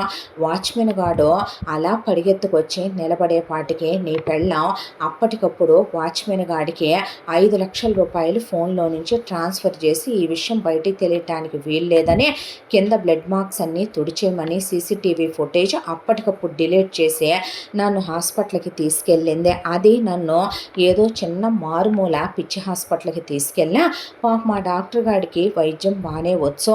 వాడు నాకు తగ్గే మందులే ఇచ్చాడు. 15 రోజుల నుంచి 20 రోజుల్లో నాకు తగ్గిపోద్దని వాడు చెప్పాడు. ఆ తర్వాత నీ పెళ్ళామే వెళ్ళి నాకు అన్నీ చచ్చుబడిపోయే మందులు తెచ్చే కస్తూరికి కూడా తెలియదయ్యా. పాపం ఇదే పాపం పుణ్యం ఎరగదు. నా డబ్బాలో ఉన్న మాత్రలన్నీ పారబోసేసి వేరే మాత్రలు తెచ్చి నా డబ్బాలో పోయటంతో కస్తూరి నాకు అవే వేసి మింగిచ్చటం మొదలుపెట్టింది. నా దగ్గర కేర్ టేకర్ని పడేసింది. ఆ తర్వాత నువ్వు ఆ అమ్మాయితో 1 రోజు కాదు 2 రోజులు కాదు వారం రోజుల పాటు కలిసినట్టున్నావు. ఆ తర్వాత నీ పెళ్ళామో ఒక కథల్లి నీకు ఆ అమ్మాయికి జ్వరం వచ్చిందని ఒంట్లో బాగాలేదని చెప్పింది. ఆ అమ్మాయితో నువ్వు ఎలా కలిసావో చెప్పాలంటే తల్లినైపోయాను. నా నోట్లో నుంచి చెప్పలేకపోతున్నాను కార్తీక్. ఆ అమ్మాయికి నీకు మధ్య ఏం జరిగిందో తెలుసా, నా వల్ల కావట్లేదయ్యా అది చెప్పటం అనేసింది ఆవిడ. అనేపాటికి కార్తీక్కి గుండె చెలించిపోయింది. ఎలాగైనా గతం గుర్తు తెచ్చుకోవాలనుకొని అక్కడే ఉన్న డాక్టర్ గారి హస్బెండ్తో అంకుల్ ఇక్కడ ది బెస్ట్ సైకాట్రిస్ట్ ఉన్నాడు కదా హాస్పిటల్లో ఉన్నాడు కార్తీక్ అంటే ఆయన దగ్గరికి వెళ్ళి కలిసి నా జీవితం అనే దాంట్లో నుంచి నేను ఒక వారం రోజులు మర్చిపోయాను డాక్టర్, అవి నాకు వెనక్కి మళ్ళీ గుర్తొచ్చేలా మీరేమైనా చేయగలరా అంటే మీరేమీ మతిస్థిమితం లేనివారు కాదు కదా కార్తీక్, మీకేమీ హెల్త్ ఇష్యూస్ బ్రెయిన్ ఇష్యూస్ మీకే హార్ట్ ఇష్యూస్ లేవు కదా, ఎందుకు గుర్తురా వస్తాయి అన్నాడు ఆయన. అన్నాక ప్రొసీజర్ చేయండి డాక్టర్ అని తనకు తనే గతం గుర్తు తెచ్చుకోవాలని సడన్ ఆయనతో ప్రొసీజర్ చేయించుకుంటే ఆయన ఒక అన్‌కాన్షియస్ స్టేజ్‌లోకి తీసుకెళ్ళాడు కార్తీక్‌ని. కార్తీక్‌కి ఒక్కొక్కటి గుర్తుకు రావటం మొదలైంది. ఆ రోజు తన ఆఫీస్‌కి ఇంపార్టెంట్ మెయిల్స్ ఉంటే పంపించుకుంటూ ఉండగా పెళ్ళాం పాలిచ్చింది. అయి తాగి మెయిల్స్ పంపిస్తూ ఉండగా కళ్ళు బ్లర్ అయ్యి మెయిల్స్ పంపించేశాడు. ఆ తర్వాత తను ఆఫీస్‌కి లీవ్ అప్లై చేయలా. కానీ కరెక్ట్‌గా తను మెయిల్స్ పంపించిన గంటకే ఇక్కడ తన మెయిల్‌లో నుంచే తనకి కరెక్ట్‌గా ఒక 8 రోజులు లీవ్ కావాలన్నట్టుగా వాళ్ళకి లీవ్ వెళ్ళింది. వెళ్ళిన తర్వాత వాళ్ళు యాక్సెప్ట్ చేయటం కూడా అయిపోయింది. అది సాత్విక చేసిన పని. ఆ తర్వాత తను తూలుతూనే గదిలోకి వెళ్ళి లేవలేక మంచం మీద అలా వాలిపోయాడు. ఆ తరువాత తనకి ఎప్పుడూ లేనిదే విపరీతంగా భరించరానంతగా కోరికలు కట్టలు తెంచుకొని రావటం మొదలైంది. ఆ తరువాత తను మత్తులో లేడు. కానీ తన బ్రెయిన్ పనిచేయట్లేదు. తన చుట్టూ ఏం జరుగుతుందో తనకి తెలియట్లేదు. ఈలోపు తన భార్య తన మరదల్ని తీసుకొచ్చింది. తీసుకొచ్చిన తర్వాత ఆమె మీద చేయి వేయమని, క్లోజ్ అవ్వమని, దగ్గర అవ్వమనమని చెప్తుంది. కానీ తన మనసు ఎక్కడో ఏమోలో వల్ల కావట్లేదు. మయూరి కూడా తనతో అలాగే క్లోజ్ అవ్వట్లేదు. ఏవేవో ఇంజెక్షన్లు చేసింది, ట్యాబ్లెట్లు కలిపింది. ఇక తమాయించుకోలేనంత కట్టలు తెగిపోతున్నాయి కోరికలు. దాంతో ఒకవైపున అమ్మకేం జరిగిందో తనకి తెలియదు. కానీ తన భార్య వచ్చి తమ గదిలోనే ఉంది. అలా బట్టల మీదే తాను మరదలు క్లోజ్ అయ్యారు. అప్పుడు తన మరదలు వర్జిన్ కాబట్టి అలా తనకి చాలా డీపెస్ట్గా చెప్పాలంటే గనక ఒకేసారి 10 టైమ్స్ ఒక మగాడు ఆడది కలిస్తే ఎలా ఉంటుందో అలా సింగిల్ టైంలోనే వాళ్ళిద్దరూ కలవటం వల్ల బట్టల నిండా బ్లీడ్ అయ్యి స్పర్మ్ ఓవర్గా రిలీజ్ అయ్యి బట్టల నిండా బెడ్షీట్ల నిండా అయ్యింది. ఆ తర్వాత బట్టలు తన పెళ్ళామే తీసేసి పక్కకు పడేసింది. అలా ఒక రోజు కాదు, వారం రోజుల పాటు తాముకి జ్యూస్ పోసి నోట్లో ఏదో ఒకటి పడేసి ఇక లేవకుండా ఇంజెక్షన్లు చేస్తూ ఏదేదో తన నరాలకు ఎక్కిస్తూ మరదలకు ఎక్కిస్తూ అలా వారం రోజుల పాటు ఇద్దరిని కలుపుతూ అవన్నీ వీడియోలు తీసుకొని ఫోటోలు తీసుకొని అవన్నీ కూడా ల్యాప్టాప్లో ఎక్కించుకొని వాటన్నిటిని చూస్తూ ఒకవైపున కార్తీక్ని ఆ అమ్మాయి మీద పడేస్తూ ఆ అమ్మాయిని కార్తీక్ మీద పడేస్తూ ఇలా వారం రోజులు జరిగిపోయింది. అయిపోయిన తర్వాత ఇక ఆ అమ్మాయిని లేపేసి ముందు ఆ అమ్మాయి ఒళ్ళంతా తుడిచేసి ఆ ఉన్న బట్టలు పక్కన పడేసి వేరే బట్టలు తొడిగి ఆ గదిలోంచి తీసుకెళ్ళిపోయింది. తర్వాత తన ఒళ్ళు తుడిచేసి నైట్ డ్రెస్ వేసేసి తను కుర్చీలో పడేసి ఆ తర్వాత పిల్లో కవర్లు బెడ్షీట్ మార్చేసి తన్నే న్యూ వాటి మీద పడేసింది. ఆ తర్వాత ఆ బట్టలను ఎత్తుకెళ్ళి తను బహుశా లాండ్రీ బాస్కెట్లో వేస్తే పప్పీసు స్మెల్ చేస్తాయి కాబట్టి అలా వారం రోజుల పాటు మాగిన బట్టలు దట్టు అవన్నీ అంటేసరికి వాటికి కొంచెం ఎక్కువ స్మెల్ సెన్స్ ఉంటుంది కాబట్టి ఆ బట్టలు లాగే కట్టెనెనక అవి పడేసినాయి. పనిచేసే వాళ్ళకి ఒళ్ళు కాదు కాబట్టి ఇల్లు క్లీన్ చేయలేదు. దాంతో ఆ బట్టలు దుమ్ము కొట్టుకుపోయి అక్కడే ఉండిపోయినాయి. ఇదంతా పెళ్ళాం చేసింది. కానీ ఎందుకు చేసింది ఇదంతా తనకి తెలియాలి అనే దాంతో తను ముందు కాన్షియస్లోకి వచ్చాడు. వచ్చేసరికి డాక్టర్ ఏం జరిగింది అని అడిగితే చెమట్లు పోసేసి కార్తీక్ అదే తెలుసుకోవటానికి వెళ్తున్నాను డాక్టర్ అన్న తర్వాత కార్తీక్ ఈలోపు ముందు ఇంటికి వెళ్ళాడు. వెళ్ళిన తర్వాత పెళ్ళాం స్నానం చేస్తుంటే బాత్రూమ్ డోర్ బయట నుంచి గడేశాడు. వేసి ముందు పెళ్ళాం పాస్వర్డ్లు తెలియదు అనుకుంటుంది కానీ కార్తీక్ అన్నీ తెలుసు. ముందు ఫోన్ నొక్కి ఓపెన్ చేశాడు. వాచ్మెన్కి 5 లక్షల రూపాయలు పంపించింది ప్రూఫ్ తీసుకున్నాడు. తీసుకున్న తర్వాత వాచ్మెన్ని కుక్కను కొట్టినట్టు కొట్టే వాటికి వాచ్మెన్ని వీడియో ఆన్ చేసి పట్టుకుంటే మీ ఆవిడ గారే మీ అమ్మగారిని పైన నుంచి తోసేసి మాకు డబ్బులు ఇచ్చే సీసీ ఫుటేజ్ డిలీట్ చేసేశారు. ఆ రోజు నుంచే మా ఆవిడ్ని నన్ను పైకి రమ్మనమని మాకు బట్టలు కొనుక్కోమని డబ్బులు ఇవ్వటం, మాకు ఫుడ్ పెట్టివ్వటం, మమ్మల్ని ఇంట్లో కూర్చోబెట్టుకోవటం, తనకి తోడుగా అండగా ఉండమని చెప్పటం చేశారు సార్. డబ్బులు కక్కుర్తిపడ్డాం, మాకేం తెలియదు అనే పాటికి ప్రెసిడెంట్ని తిట్టకుండా తిడితే 5 నిమిషాల ప్రకారం వాచ్మెన్ పెళ్ళాన్ని గెంటేశాడు ప్రెసిడెంట్. ఆ తర్వాత వెంటనే కార్తీక్ పైకొచ్చి లాకర్ ఓపెన్ చేసి లోపల ఒక ఫైల్ ఉంటే తీశాడు. అదే తను వెళ్ళేటటువంటి తన ఫ్రెండ్ గైనిక్ డాక్టర్ దగ్గర రిపోర్ట్స్ కాదవి. ఆవిడ దగ్గరికి ఏ చిన్న ప్రాబ్లం వచ్చినా వెళ్ళమని తను ఎప్పుడో చెప్పాడు సాత్వికకే. ఇది వేరే డాక్టర్ దగ్గర చేయించిన టెస్ట్‌లో. దాంట్లో తను పిల్లలు కలగరు అనేది తన గురించి రాసుందే. ఇక శాశ్వతంగా పిల్లలు పుట్టే అవకాశం లేదని ఆ రిపోర్ట్ల సారాంశం. దాంతోనే ఆ రిపోర్ట్లు చేత పట్టుకొని ఫొటోస్ తీసుకున్నాడు. తీసుకున్న తర్వాత వెంటనే ముందు మరదల వైపు చూడాలంటేనే తనకి చాలా ఇబ్బందిగా బాధగా అనిపించి మరదల్ని తీసుకొచ్చి కారు ఎక్కించాడు. ఆ తర్వాత కస్తూరిని తల్లిని కారులో కూర్చోబెట్టుకుని నువ్వు వచ్చి కారు ఎక్కు అన్నాడు సాత్వికని. అనేసరికి అదేంటి అత్తయ్యకి తగ్గిపోయిందా, చుట్టాలింటి దగ్గర నుంచి తీసుకొచ్చావా అన్న తర్వాత లేదులే మీ పుట్టింటికి వెళ్దాంరా అనేపాటికే ఎక్కింది. ఆ తర్వాత పుట్టింటి దగ్గరికి తీసుకొచ్చి వాళ్ళ అమ్మా నాన్నల ముందే పడేసే కుక్కను కొట్టినట్టు కొట్టాడు. అక్కడికి ఊరి జనం అందరూ పోగయ్యారు. మహతి మేడం కూడా వచ్చింది. వచ్చిన తర్వాత మా అమ్మాయిని కొడతావా అనేపాటికి ఒరే నువ్వు అసలు మనిషివా పశువా, నీ కూతురు ఏం చేసిందో తెలుసా, ఏమే నీకు కూతుళ్ళని పెంచటం కూడా చేత కదా పనికి మాలిందానా అనే సావిత్రి దవడలు వాయించింది రతివే.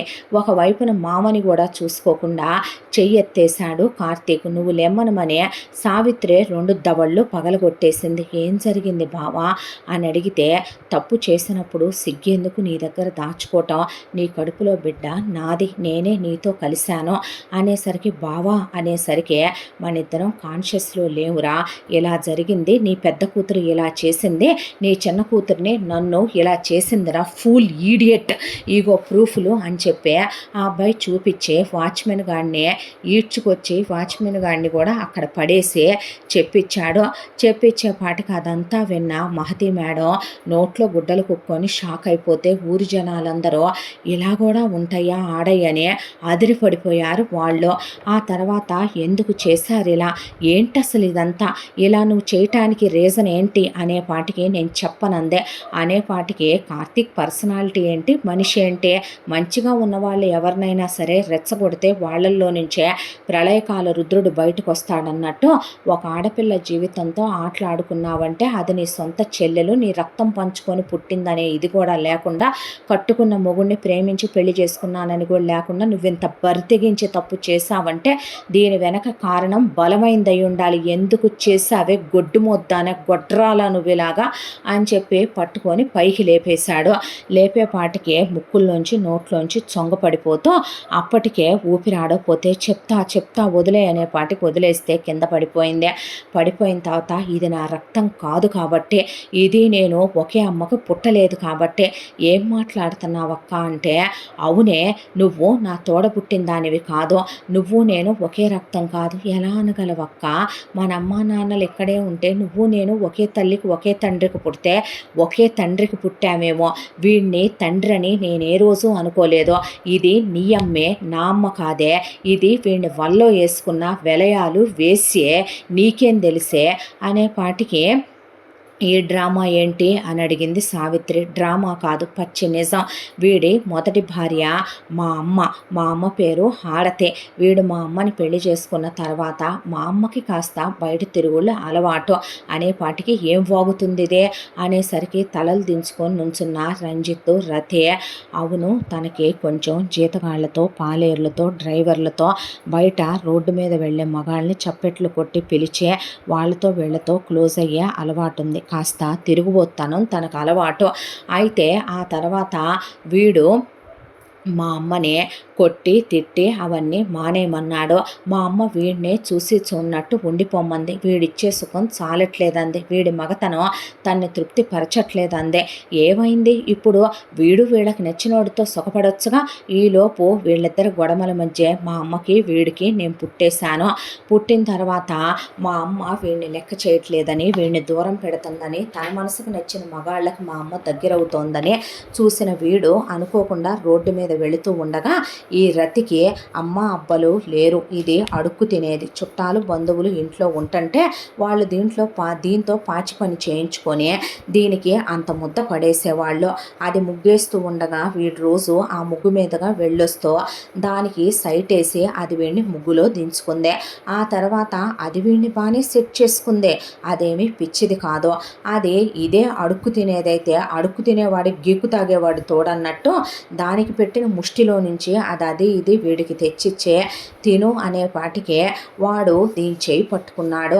పట్టుకునేసరికి నేను వేసని కాదు, వెలయాల్ని కాదు, నాది మంచి కులమే, నేను మంచి అమ్మా నాన్నలకి పుట్టాను, వాళ్ళు పోటాన పడిపంచల్లోకి వచ్చి ఉండాల్సి వచ్చింది, చేసుకుంటే పెళ్లి చేసుకో, తాళిగట్టు, నీ పెళ్ళాన్ని తిరుగుబోద్దంట, అలాంటి దాంతో నువ్వేం కాపురం చేస్తావు, ఆ పెళ్ళుంటే మాత్రం నువ్వు ఏముండగలుగుతావు, అలాంటి దాంతో నువ్వు నన్ను రెండో పెళ్ళంగానో ఉంపుడు గత్తెగానో ఉండమంటే మాత్రం నేనుండను, నీ ఇష్టం, నువ్వన్నా నాకు ఇష్టమే, నిన్ను దూరం పెట్టాలనే ఉద్దేశం నాకేమీ లేదు, నిన్ను నేనేమీ దూరంగా ఉంచాలనుకోవట్లేదని ఇది చెప్పేసరికి దీని మీద తీరను మోస్తూ ఉన్నవాడు మా అమ్మతో గొడవ పెట్టుకున్నాడు. ఆ తర్వాత మా అమ్మని కొట్టి తిట్టి విడాకులకు అప్లై చేసి 2 ఎకరాల పొలం పెట్టి మా అమ్మకు విడాకులు ఇస్తే కోర్టు ప్రతి సంవత్సరం నేను ఒక నెల రోజులు మా అమ్మతో ఉండే విధంగా పర్మిషన్ ఇచ్చింది.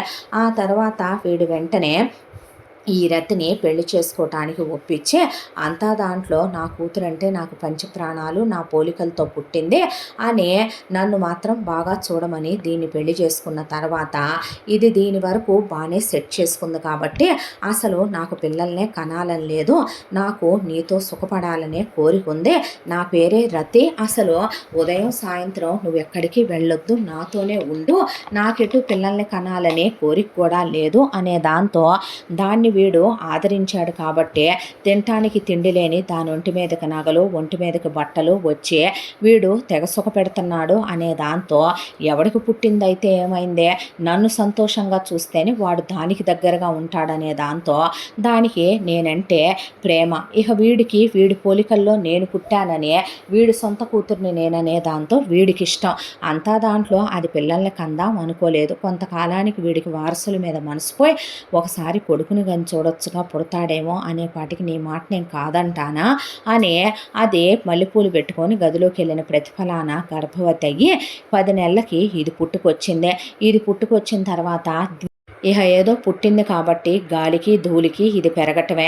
ఇదేమీ నా అమ్మకు పుట్టలేదు కాబట్టి ఇదంటే నాకు నచ్చదు, వాళ్ళు కావాలనుకున్న వారసుడు కాదనే దాంతో మా నాన్నకు నచ్చదు, అది పుట్టడం వల్ల అనవసరంగా ఇప్పుడు ఆడపిల్లను కన్నాననే ముద్ర పడిపోయింది, ఇదొక మొయ్యలేని భారం, వాడు దరిద్రం, మళ్ళీ పిల్ల తల్లని జారిపోయి మళ్ళీ ఎక్కడ బిగుతులు తగ్గాయని మొగుడు అంటాడేమో అనే దాంతో రతికి ఇది నచ్చదు. ఎంత దాంట్లో ఇదేమో ఎక్కడా లేనటువంటి ప్రేమని తెగ పెంచేసుకొని నాతో అక్కని, అమ్మని, నాన్నని తిరుగుతూ ఉండేదే. కుక్కను కొట్టినట్టు కొట్టేవాళ్ళు వీళ్ళిద్దరు. నేను చితక్ కొట్టేసేదాన్ని చిన్నప్పుడు దీన్నే. కొన్నాళ్ళు మా నాన్నమ్మ ఉంది, సాకింది, తర్వాత ఆ ముసలిది పోయిందే. ఆ తర్వాత ఇది గాలికి తిరుగుతూ ధూళికి తిరుగుతూ పొలాలెమ్మటి, గట్లెమ్మటి, గొడ్ల సావళ్ళెమ్మటి ఎక్కడ ముద్ద దొరికితే అక్కడ తిని ఎక్కడ పడితే అక్కడ పడుకునేదే. అలాంటిది మొగుడు చచ్చాడని ఈ మహతి మేడం పుట్టిల్లని ఈ ఊరికి వచ్చిందే. ఈ ఊరికి వస్తే దీని అమ్మ బాబు చచ్చారు. ఇది ఆ ఇంట్లోనే ఉంటా పిల్లలకి సంగీతం డ్యాన్సు నేర్పించుకుంటా ఇది రోడ్లెమ్మడబడి తిరుగుతుంటే దీన్ని తీసుకెళ్ళి దగ్గరికి తీసిందే. ఆ ఎదురుగానే స్కూల్ ఉంటే దీన్ని స్కూల్లో వేసి పాలన నేను చూసుకుంటాలే, నాకెవరు లేరంటే నీ ఇష్టం అని ఎక్కడ వీళ్ళ పడక సుఖానికి పాడు దరిద్రం అది అడ్డం ఉంటే అనే దాంతో దాన్ని మహతికి ఇచ్చారు. మహతి దాన్ని అలా పెంచుకుంటూ అక్కడే తిండి పెట్టి అక్కడే పడుకోబెట్టుకుంటూ దానికి డ్యాన్స్ నేర్పి మ్యూజిక్ నేర్పి సాయంకాలం అప్పుడప్పుడు దీన్ని ఇంటికి పంపేదే. వచ్చినప్పుడు ఇది నాతో అక్క అంట క్లోజ్గా ఉంటాం, వీళ్ళిద్దరితో తెగ చచ్చిపోద్ది. ఇదే అమ్మని నాన్నని ప్రేమని దీనికి కారిపోవటమే తప్ప వాళ్ళకి ఏమీ ఉండదు. అంతా దాంట్లో మా అమ్మ ప్రతి సంవత్సరం నన్ను తీసుకెళ్ళిందే. మా అమ్మ వీళ్ళ మీద నాకు బాగా పగనూరిపోసిందే. వీళ్ళు చేసిన అన్యాయానికి ఇది రావటం వల్లే వీడు నిజం చెప్పాలంటే దీన్ని మీద మోజుపడే మా అమ్మకు వీడు విడాకులు ఇచ్చాడని, మా అమ్మని దూరం పెట్టాడని, ఎక్కడ నన్ను ఇచ్చేస్తే మా అమ్మ గెలిచినట్టు అవుద్దోనని పంతం పట్టి నన్ను ఉంచుకున్నాడని, వాడి పోలికలతో పుట్టానని, నేనంటే వాడికి ఇష్టమని, ఎక్కడ వాడు దూరం పెట్టేస్తాడోనని, ఇదే పిల్లల్ని కంటమే ఇష్టం లేదు, కానీ నన్ను దూరం పెడితే వాడు ఊరుకోడనే దాంతో నన్నది ప్రేమగా చూస్తుందని చెప్పుకొచ్చింది మా అమ్మ. ఆ క్షణం నుంచి పగ కడుపులో పెట్టుకొని పెరుగుతూ వచ్చాను. నాకు ఇదంటే అసహ్యం, వీడంటే అసహ్యం. అసలు ఈ మయూరి అంటే నాకు తేళ్ళు జర్లు పాకుతే నేను అసలు వీళ్ళని మాట్లాడిచ్చేదాన్నే కాదు. చిన్నప్పటి నుంచి నాకు బీభత్సమైన యాటిట్యూడ్, వీళ్ళు నా వెంట్రుకతో సమానం అనుకుంటూ నా అవసరాల కోసం వీళ్ళని వాడుకుని వీళ్ళతో నటిస్తూ పెరిగి పెద్దయ్యాను. వాడు ఎంతైనా నా కోసం చేస్తాడు. వాడికి నేను అంత ప్రేమ, వాడికి పుట్టాననే దాంతోనే వాడి ప్రేమని బలహీనతగా తీసుకున్నాను. చాలా పెద్ద కాలేజ్లో జాయిన్ అయ్యాను. లేదంటే నీలాంటి కోటీశ్వర్ల పిల్లలు చదివే కాలేజ్లో నేను చేరలేను. నా కోసమని వాడు 1 ఎకరం పొలమే అమ్మేసి ఫీజు కట్టాడు. ఆ తర్వాత అందరూ అమ్మాయిలు నీ మీద మోజుపడ్డారని నీకు తెలుసురా కార్తీక్. ఇక్కడ దాకొచ్చాక నిజం ఓపెన్గానే చెప్తాను. నువ్వు నన్ను ఏం చేయలేవులే కానీ, నువ్వు నన్ను వదిలేసి బతకలేవులే కానీ, ప్రేమించి పెళ్లి చేసుకున్నప్పుడు ఇదంతా నువ్వేదో ఒక కహాని అల్లుకొని వచ్చావులే కానీ, నేను చెప్పిందాకా నీకు ఇవన్నీ నిజాలని తెలిసాయంట్రా పిచ్చి ఫెలో అని. నీ చుట్టూ బోల్డంతమంది అమ్మాయిలు చంద్రుడి చుట్టూ చుక్కల్లా, బెల్లం చుట్టూ ఈగల్లా ముసురుతూ ఉన్నా నువ్వు అందరినీ రిజెక్ట్ చేసావు. దానికి రీజన్ ఏంటంటే నువ్వు అమ్మాయిల్లో నీకు సాఫ్ట్ నేచర్ అంటే ఇష్టం. సెన్సిటివ్గా ఉండాలి, వాళ్ళు కల్లా కపటం లేకుండా ఉండాలి, వాళ్ళు ఏదున్నా ఓపెన్గా మాట్లాడాలి, నీ దగ్గర ఓపెన్ బుక్లా ఉండాలి. అలాగే లిమిటేషన్స్ క్రాస్ చేయకూడదు. అలా అనుకుంటే నా 10థ్లోనే నా వర్జినిటీ పోయిందిరా వేస్ట్ ఫెలో. అయినా సరే నా ఇంటర్లో నాకుందే ఫస్ట్ ఇయర్లో 8 మంది బాయ్ ఫ్రెండ్స్, సెకండ్ ఇయర్లో 15 మంది ఉన్నారు. ఆ తర్వాత బీటెక్ వచ్చిన తర్వాత ఫస్ట్ డే కాలేజ్ నేను నిన్ను చూసి మోజుపడ్డాను. కానీ నీ గురించి బాగా కేస్ స్టడీ చేశాను, నీ గురించి మొత్తం తెలుసుకున్నాను. దాంతోనే నటించాను. నీతో ఫస్ట్ స్నేహంగా ఉన్నాను, చాలా ఉత్తమురాల్లా ఉన్నాను, ఎవరితో మాట్లాడలేదు, ఫ్రెండ్షిప్లు చేయలేదు. ఆ తర్వాత నువ్వే మనిద్దరం కలిసి లైఫ్ జర్నీ చేద్దామా అని అడిగేలా చేశాను. నిన్ను ప్రేమ పిచ్చోడిని చేశాను, నా చుట్టూ తిప్పుకున్నాను. నీకు డబ్బు ఉందిరా, అందం ఉంది, ఏమన్నా అందంగా ఉంటావా నువ్వు? నీలాగా ఏ మగాడున్నాడ్రా? సినిమా హీరోలు కూడా ఉండరు నీలాగా. అందుకే నువ్వు నచ్చావు. అందరిలోకి ది బెస్ట్ నేను తీసుకోవాలని అనుకుంటాను. దాంతోనే నువ్వు పెద్ద ఉద్యోగంలో కూడా చేరావు. మీది సెటిల్డ్ ఫ్యామిలీ. మీ అమ్మ బుబ్బు బుబ్బు బుబ్బు అనుకుంటూ ఒక ఏదో కపోతంలాగా ఇంట్లో పడి ఉంటుంది. మొగుడు చచ్చింది, విధవ ఉంటుందా నా పిల్లల్ని చూసుకుంటూ ఒక ఆయాగా బతికేస్తుందిలే, లేదంటే కొన్నాళ్ళకి రెక్కలు విరిచి మూలని శ్రేయొచ్చు అనుకున్నాను. ఆ తర్వాత పెళ్లి కొప్పించి పెళ్లి చేసుకునేటప్పుడు ఇది వీడు నాకు ఇష్ట ప్రకారమే 200 తులాలు పెట్టారు, ఇష్ట ప్రకారమే నా పేరు మీద ల్యాండ్లు పెట్టి పొలం పెట్టి క్యాష్ వేశాడు వీడు. మీరు అడగకపోయినా అది వాళ్ళ ప్రేమను వాళ్ళు ప్రదర్శించుకోవటం. నా పెళ్ళి ఇప్పుడు అది ఘనంగా చేయించాలి. ఎందుకంటే ఎవరికీ తెలియకపోయినా ఆడికి తెలుసుగా అది నా సొంత తల్లి కాదనే. ఇప్పుడు దానికి వాడి దృష్టిలో మంచి పేరు కావాలి కాబట్టి వాళ్ళిద్దరూ కలిసి చేస్తారు. ఈ రోజుకి కూడా నీకు ఒక విషయం తెలుసా? పొద్దునుంచే సాయంత్రం దాకా మొత్తం నెలలో వాడు ఆఫీస్కి వెళ్ళేది వారం రోజులు. ఆ వారం రోజులు కూడా హాఫ్ డే వెళ్తాడు ఆడు. కాకపోతే పల్లెటూరు, ఇక్కడ గవర్నమెంట్ ఉద్యోగాలంటే ఎలా ఉంటాయి, ఎవడు పట్టించుకుంటాడు వాడినే. దాంతోనే ఇప్పటికీ రతి రంజిత్తులు రతి మన్మధుల్లాగా ఉంటారు. ఇక నేను వచ్చాను, హ్యాపీ లైఫ్, సంతోషంగా ఉన్నాను. కానీ ఈ మయూరి మీద చిన్నప్పటి నుంచి నేను పట్టిన పగ పోలేదు. ఇది ఇక్కడికి రావటం, నీతో క్లోజ్గా ఉండటం, మీ అమ్మతో క్లోజ్గా ఉండటం, వీళ్ళు నాకు అయ్యి పంపించడం, అది తీసుకురావటం, నీతో సరసాలాడటం, సరదాగా ఉండటం, ఇదంతా తీసి పక్కన పెడితే వెంటనే పిల్లల్ని కనాలనుకున్న 6 నెలలైనా కడుపు రావట్లా. దాంతో నువ్వు నేను ఉండే స్పీడ్కి రోజుకి నేను ఎన్నిసార్లు క్లోజ్ అయ్యేదాన్నో నీకు తెలుసు. అంతా దాంట్లో ఎందుకని ఫెర్టిలేషన్ టైంలో కలిసినా రావట్లేదని డాక్టర్ దగ్గరికి వెళ్తే అన్ని టెస్టులు చేసే నాకు పిల్లలు శాశ్వతంగా పుట్టరని లోపం నాలోనే ఉందని తేల్చేసింది. దాంతో ఇక నా గుండె బద్దలైపోయింది. తిరిగి వచ్చాను, ఆలోచించాను. రేపొద్దున ఇది పెళ్లి చేసుకొని పిల్లల్ని కానీ సంతోషంగా ఉంటే నేను మాత్రం ప్రపంచం అంతటి చేత గొడ్రాళ్ళనే ముద్ర వేయించుకొని ఎందుకు ఉండాలి? చిన్నప్పటి నుంచే దీని గురించి నాకు బాగా తెలుసు. ఇది ఓవర్ సెన్సిటివ్, ఎవరు ఏమన్నా ఇది పడదు, సత్సుద్దే. అంటే దీనికి జీవితకాలపు నింద దీని మీద వెయ్యాలి. దీనమ్మ మరి మా నాన్న లైఫ్లోకి రాబట్టే కదా మా అమ్మ అన్యాయంగా అలా వీడు విడాకులిచ్చే ఇంట్లో నుంచి బయటికి వెళ్ళిపోవలసి వచ్చిందే. ఆ తర్వాత ఒకసారి నేను మా అమ్మని కలుద్దామని వెళితే మా అమ్మ చచ్చిపోయిందని చెప్పారు మా మామయ్య వాళ్ళు. మా అమ్మ సమాధి దగ్గరికి వెళ్ళి ఏడ్చి చిక్కిళ్ళు పెడితే పోతూ పోతూ మా అమ్మ ఒక లెటర్ రాసిపోయిందని నాకు ఇచ్చారు. దీని మొగుడిని దీని కూతుర్ని వదలొద్దని రాసింది మా అమ్మ అందులో. దాంతోనే పగ పట్టాను. పగను నా కడుపులో పెంచుకున్నాను. అసలు పిల్లలు లేరని నేను ఎందుకు బాధపడాలి? నువ్వు మగాడివే కదా, ఇది ఆడదే కదా. అదేదో నిన్ను దీన్నే కలిపితే నాకు వారసుడు కావాలి, నీతోనే కనివ్వాలి. అప్పుడే ఇది వర్జిన్ అయి ఉండాలి. మీ ఇద్దరికి పుడితేనే వాళ్ళు అందంగా ఉంటారు. ఆడపిల్ల పుడితే ఇంకొక ఎన్ని అటెంప్ట్స్ అయినా మగపిల్లాడు పుట్టిందా కనిద్దాం మీ ఇద్దరిని కలిపే అనుకున్నాను. అయితే ఫస్ట్ అటెంప్ట్లోనే డాక్టర్ని ఒకదాన్ని చూసి పెట్టుకున్నాను. దాన్ని కొనేసాను డబ్బులు పెట్టే. అది చెప్పింది దేని కడుపులో ఉంది వారసుడు మగపిల్లాడు అనే. దాంతో ఒక డాక్టర్ని మాట్లాడుకున్నాను. దాని దగ్గర ఫస్ట్ మీ అమ్మకి కొన్ని డ్రగ్స్ తెచ్చి దానికి అన్నీ పడిపోయేలా కలపటం మొదలుపెట్టా. తర్వాత మీకు నేను మనిషి కాన్షియస్లోనే ఉంటాడు, బ్రెయిన్ కాన్షియస్లో ఉండదు. నువ్వు విపరీతమైన కోరికలతో రగిలిపోతావు. అది నేను అదే కోరికలతో క్లోజ్ అయ్యి నీతో ఇంటిమేట్ అయ్యేలా ఉండే డ్రగ్స్ దాంతో తెప్పించా, డబ్బులు పడేసా.